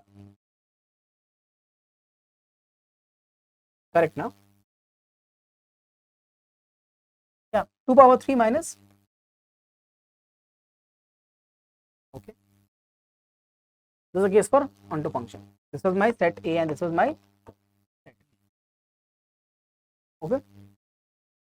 Now next is what? The number of bijections. This is always n factorial, but always remember when m and n are equal. When it is not equal, when m and n are not equal, okay, what happens to this? Answer is 0. Number of bijection is 0 when m and n are not equal. Okay, clear. Okay, now inverse of a function. What's the meaning of inverse of a function? So very simple, sir. If you write a function f from a to b, f from a to b, okay, then a function g defined from b to a is inverse of f if gof is equal to IA and fog is equal to IA. Now I know all of you have been very confused about this IA and IB. Don't worry, I'll explain it right now. So I hope you understand this. If I have a function f a to b and there exists a function g which is b to a, will be an inverse of f only if gof is IA and fog is IB. What is gof? The composite function. Gof means what? Gof means what? This means inside g you're gonna put f of x, and fog means what? Inside f you're gonna put g of x. That's fog and this is gof. That's fog and this is. If you want me to teach you a little bit about this, let's see. If I have to teach you a little bit about the composite function also, very simple concept. Composite function, just small concept. Wait for a minute. If I take, let's say, f of x is x square plus 1, okay, and g of x is, let's say, cos of x, then fog means I'll put g inside there. It means I'll put gx inside the f. So in this x I'll replace the variable x by cos. It will become what? Cos square x plus. Whereas gof means in the g I'll put f. So over here I'll put what? Cos of, in place of x I'll put this. That's the definition of gof and fog. Okay, this is f of g of x, f of gx, this is g of fx. That's the composite function. Inverse. IA and IB is what, sir? IA represents identity function in set A. And what is IB represents? Identity function in set B. So what it means? It means if I take any value from set A, let's take an example. Let's define an example like this. Let's say set A has 1, 2, 3 and set B has, let's say, AB. Okay, what it means is that if I put here g of f of what? 1, g of f as 1, and let's say the mapping is done like this: 1, 2 and 3. This is AB. Let's say this is done as one second. I'll remove 3 from here and from here. 1, 2. Okay, just to make things easier for us, have a look. So if 1 is mapped to A and 2 is mapped to B, okay. So if I write f of 1 here and then apply g on it, what it means? G of f of 1. G of f of 1 means what, bacha? It means f of 1, if you check here, is A. This is f, by the way. This is f. So what I'll have? I'll have here g of A. Okay. Now, give me 1 minute. I can do this better actually. Let me explain this mapping better. It'll become much easier for all of you. Just a second. Have a look. What it means, the mapping here is like that. Do I have space over here? I have space here. Let's say this is the mapping 1, 2. This is the mapping AB. Okay. So this is the function f. 1 goes to A, 2 goes to B. If the function g, then what happens? Check here. AB becomes, this is A here and this is B here. This will be ulta. B and A here. Okay, B and A here. B and A here. If you check the mapping over here, I'll write here this as A and B, 1 and 2. So A goes to 1 and B goes to 2. Okay, check. So f of 1 is how much? F of 1 is A. F of 1 is A. And G of A is how much? G of A is 1. G of A is 1. G of A, check here, is 1. So you started with 1 and got back to 1. Okay, started with 1 and got back to 1. This is the meaning of IA. Because you started from which element? From the element of 1 belongs to which element? Set A. That's the meaning of IA. If you start with fog, let's say, fog of, let's say, A, fog of A, what it means? F of G of A. F of G of A. What is the meaning of G of A, guys? So G of A is 1. Right here, F of 1. G of A is 1. So I wrote this G of A as 1. What is F of 1 now? F of 1 is A. I get back to A. Started with A and getting back to also A. This means entity relation from where? From the set B. Entity means what? What is the meaning of entity relation? If you have this question in your mind, it means f of x should be equal to what? Entity means you start from where you get the same result. So inverse of a function is defined in a way that if f is a to b and g is b to a, inverse of f, then gof should be ia and fog should be ia.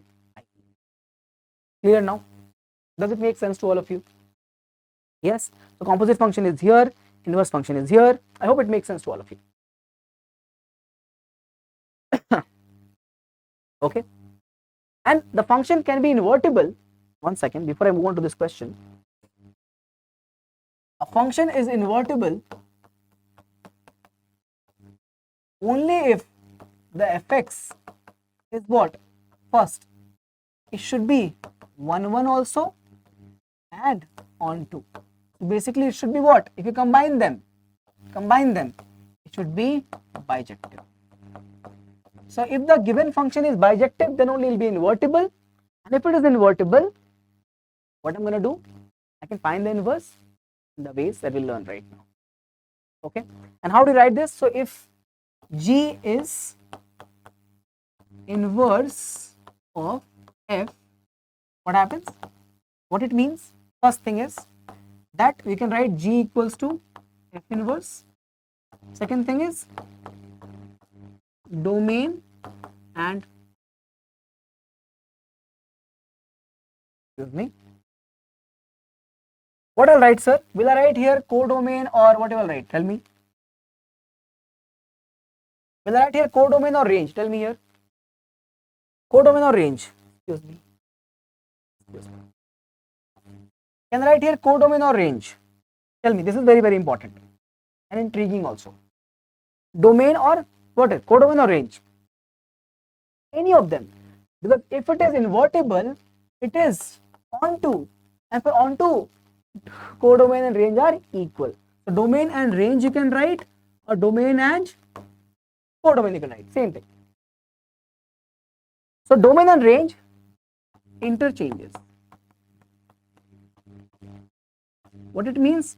If it is in F, it is A to B. In G will be what? B to A. F it is A to B, G will be B to A. So first thing is G is F inverse, domain and range interchanged, and third thing is F and G are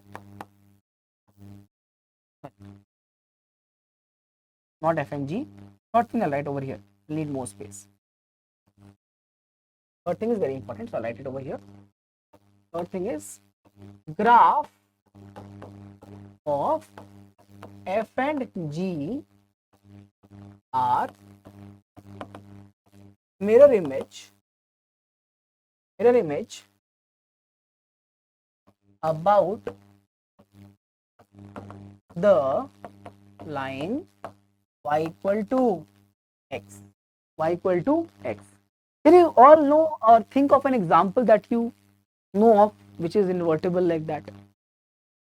Do you know any example? So there are many: sine and sine inverse, cos and cos inverse.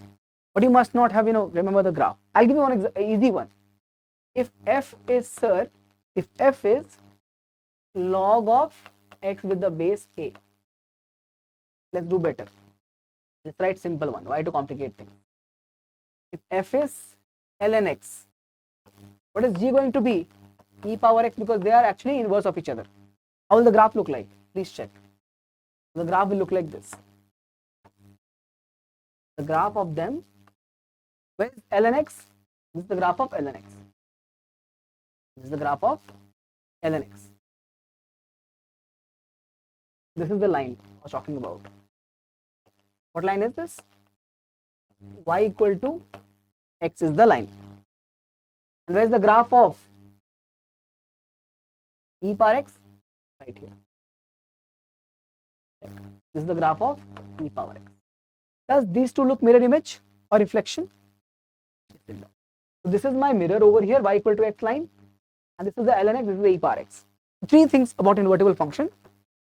The domain and range interchanges. Range and codomain is equal because it is invertible, because it is onto also. It has to be bijective always to be true.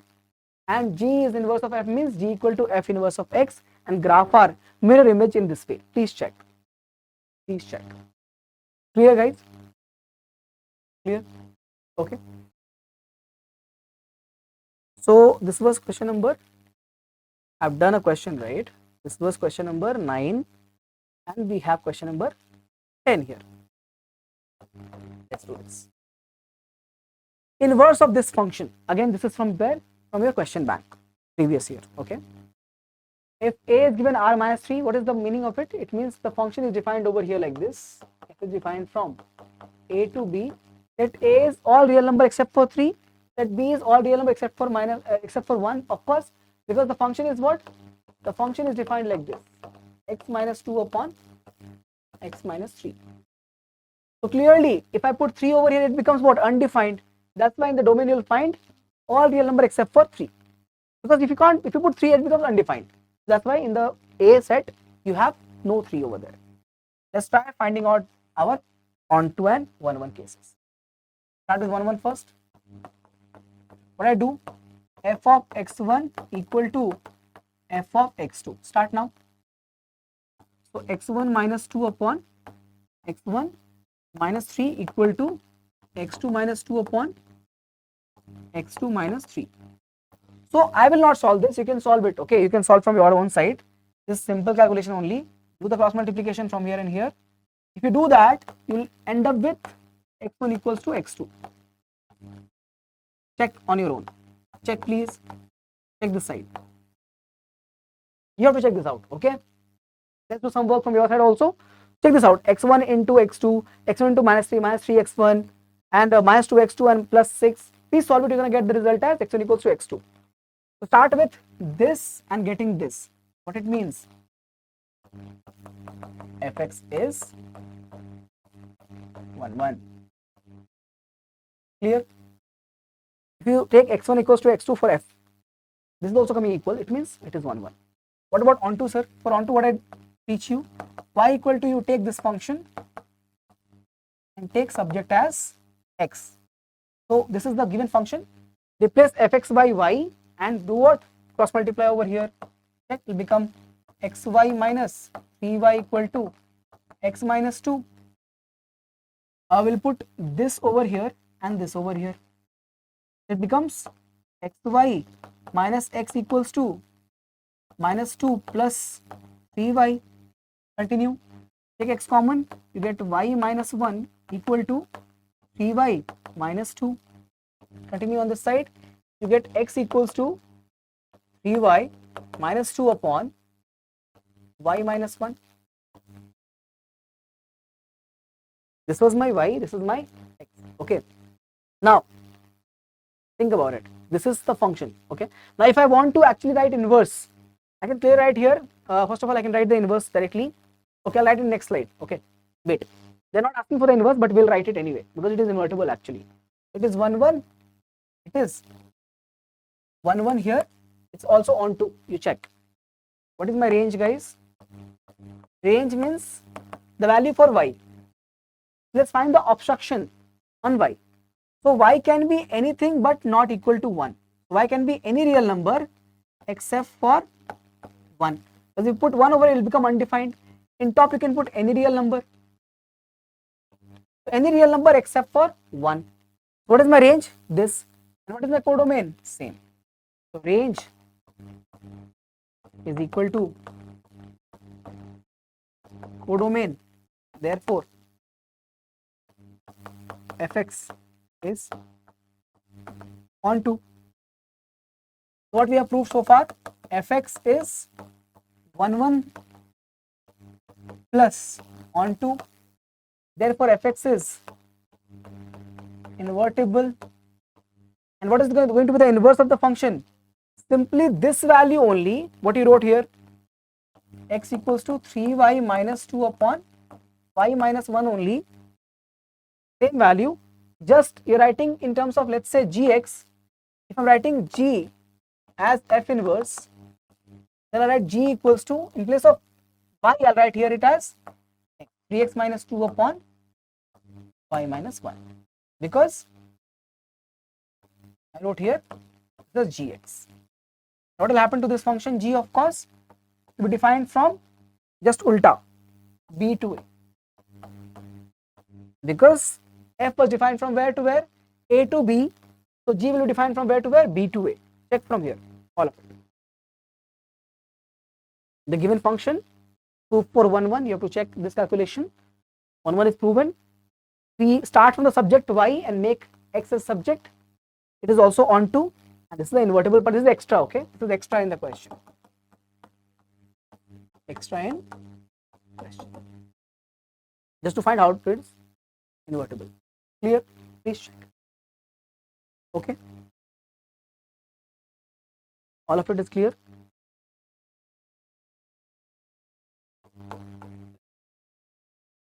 One second. Let me see where are we today. Right now, this is here.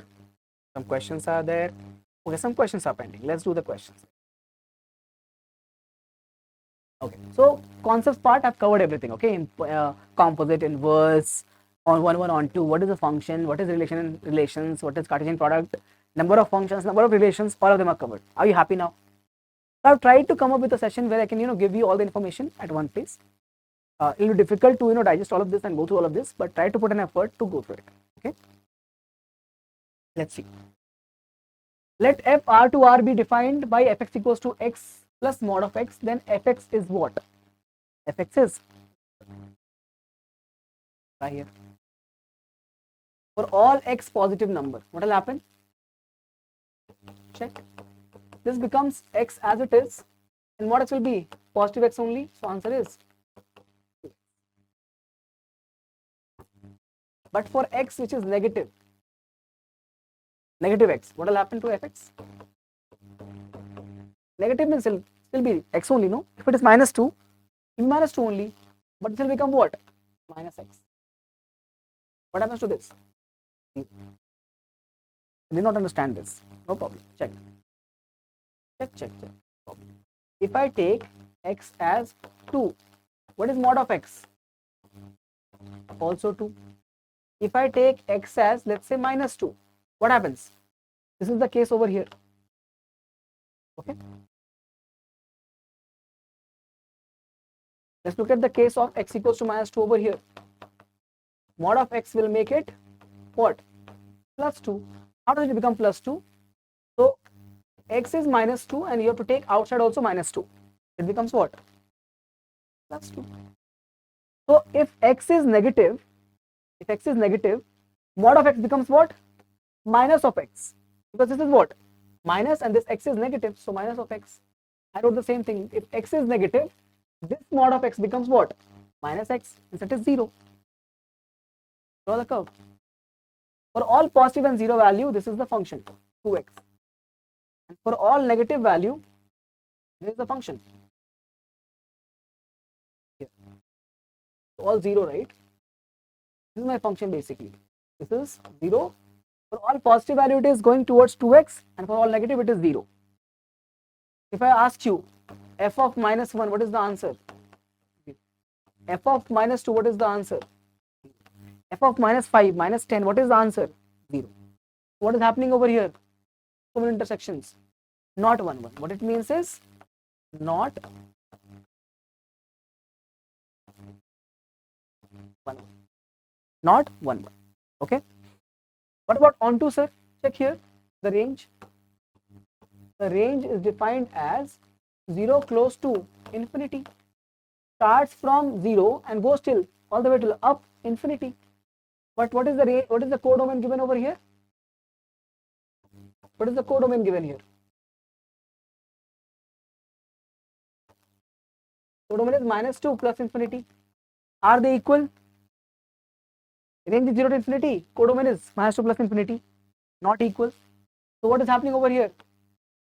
Not onto. So answer is option D. Answer is option D. Okay, please check. 12th one now.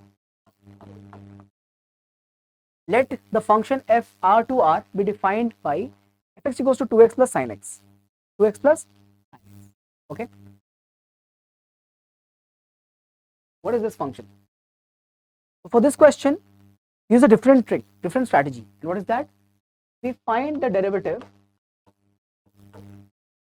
and say whether the derivative is only positive or only negative.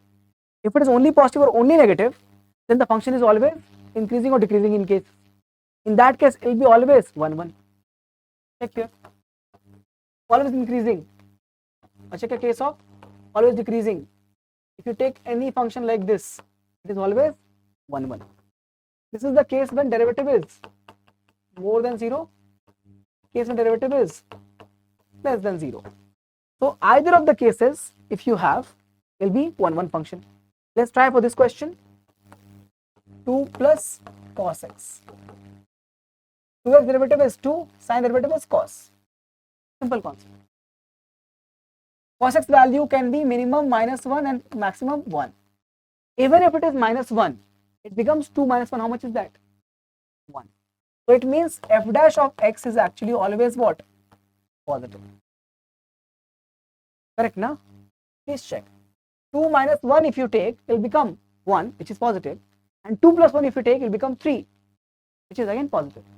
So whatever value you take, the minimum or the maximum, the derivative is always positive.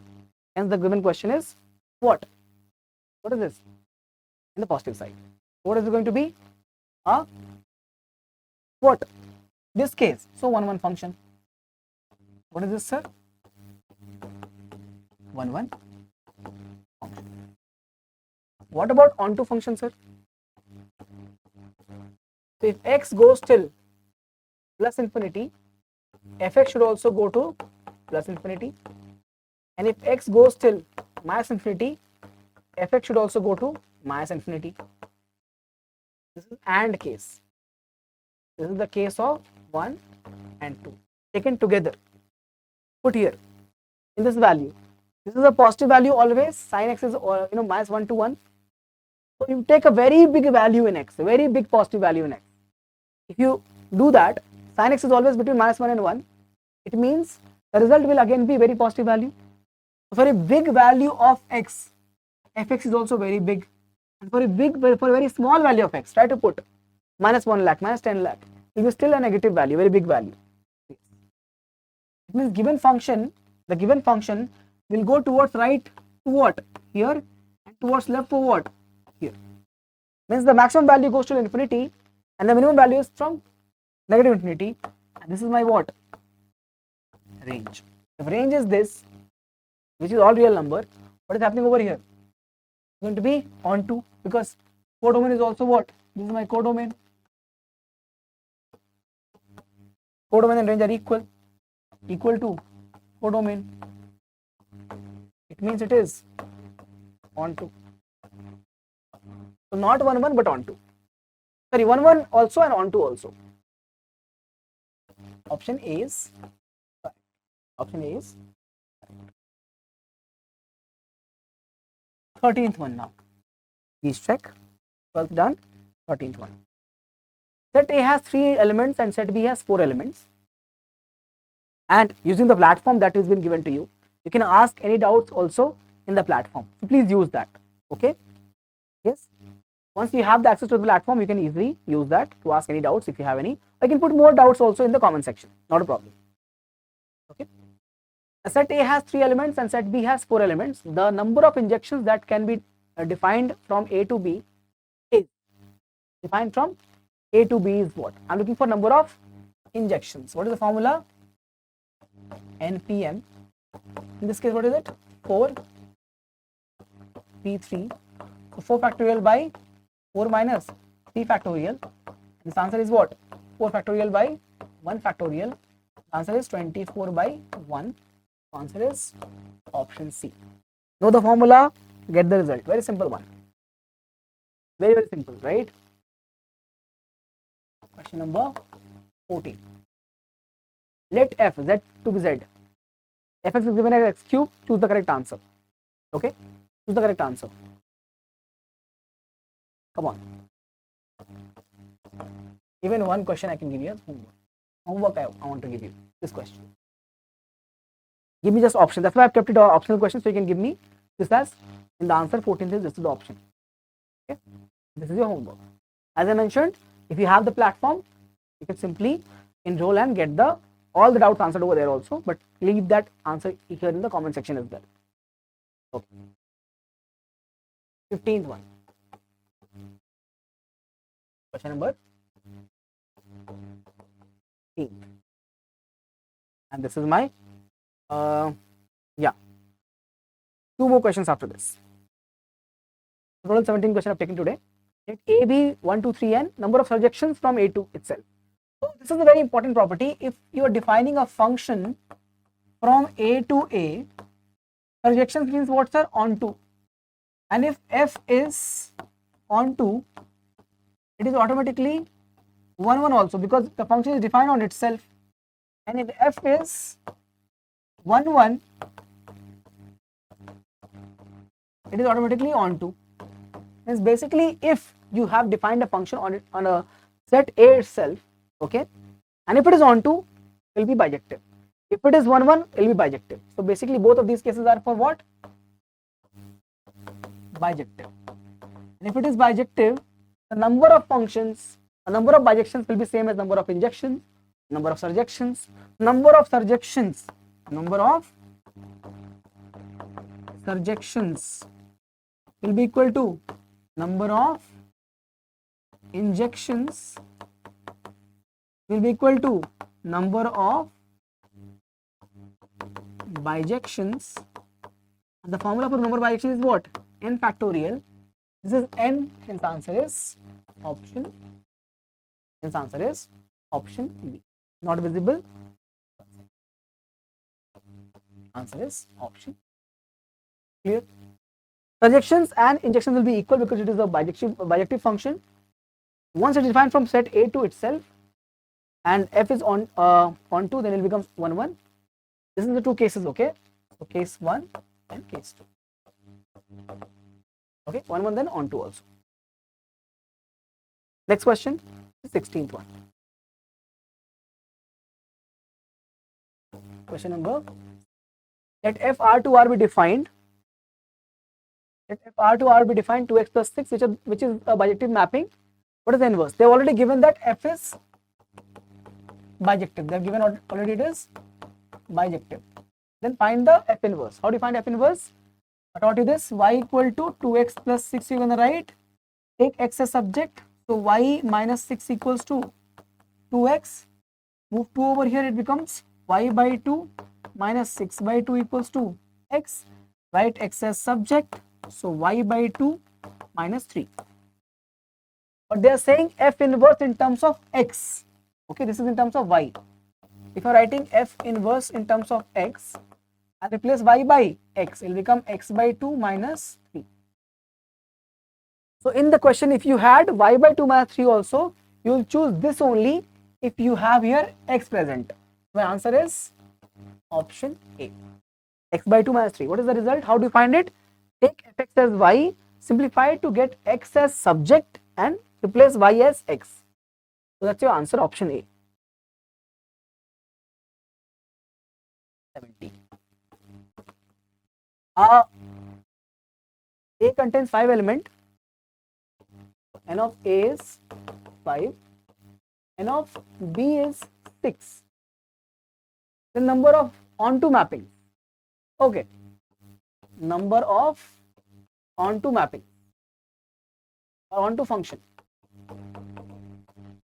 is equal to 0, because for onto functions, remember very clearly it was there that n of A has to be more than n of B, but in this it is not more than, it is less actually. The answer is what? C. Where, sir? Here, sir, you check number of onto function. Where is it? Number of function. Here it is. Check. N should be, so here it was ulta actually. So n was what? N. So here you say, check here, n is less than m. So n is from nb. So check here. If I apply to this, nb should be less than na. What is it? nb should be less than na. Less than na.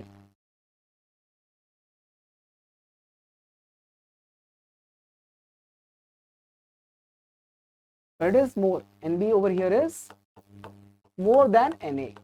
As I said, for it to be onto, it should be less. Should be less.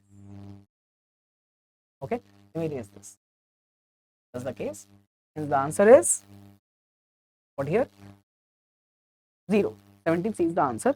And that's the end of the class. So make sure that you have, followed our channel. If you're new here, so we are gonna come up with similar classes for all of you, where I prepare you for the entire second PUC, all the concept at one place with this one shot lectures. And of course, we can always improve. How do we improve? When you let us know more about what we can improve with in the comment section. Okay, so this comment section is all for you. Simply come, give your thoughts, give your improvement that you want from us. Okay, and of course the platform is there. Make use of it, and let's start this new age learning with Diksha Vedantu. Okay, so that's it in this class. Don't forget to subscribe to the channel if you're new, because in this whole year journey we'll be doing great work. Okay, and when we are together, then only we can make greatness come true, or achieve our greatness that we have planned for our this year.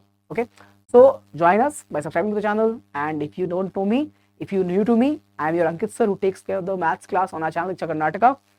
So that's all in this class. I hope you found it useful, and whatever is your thought in the comment section, and do not forget to use the platform properly.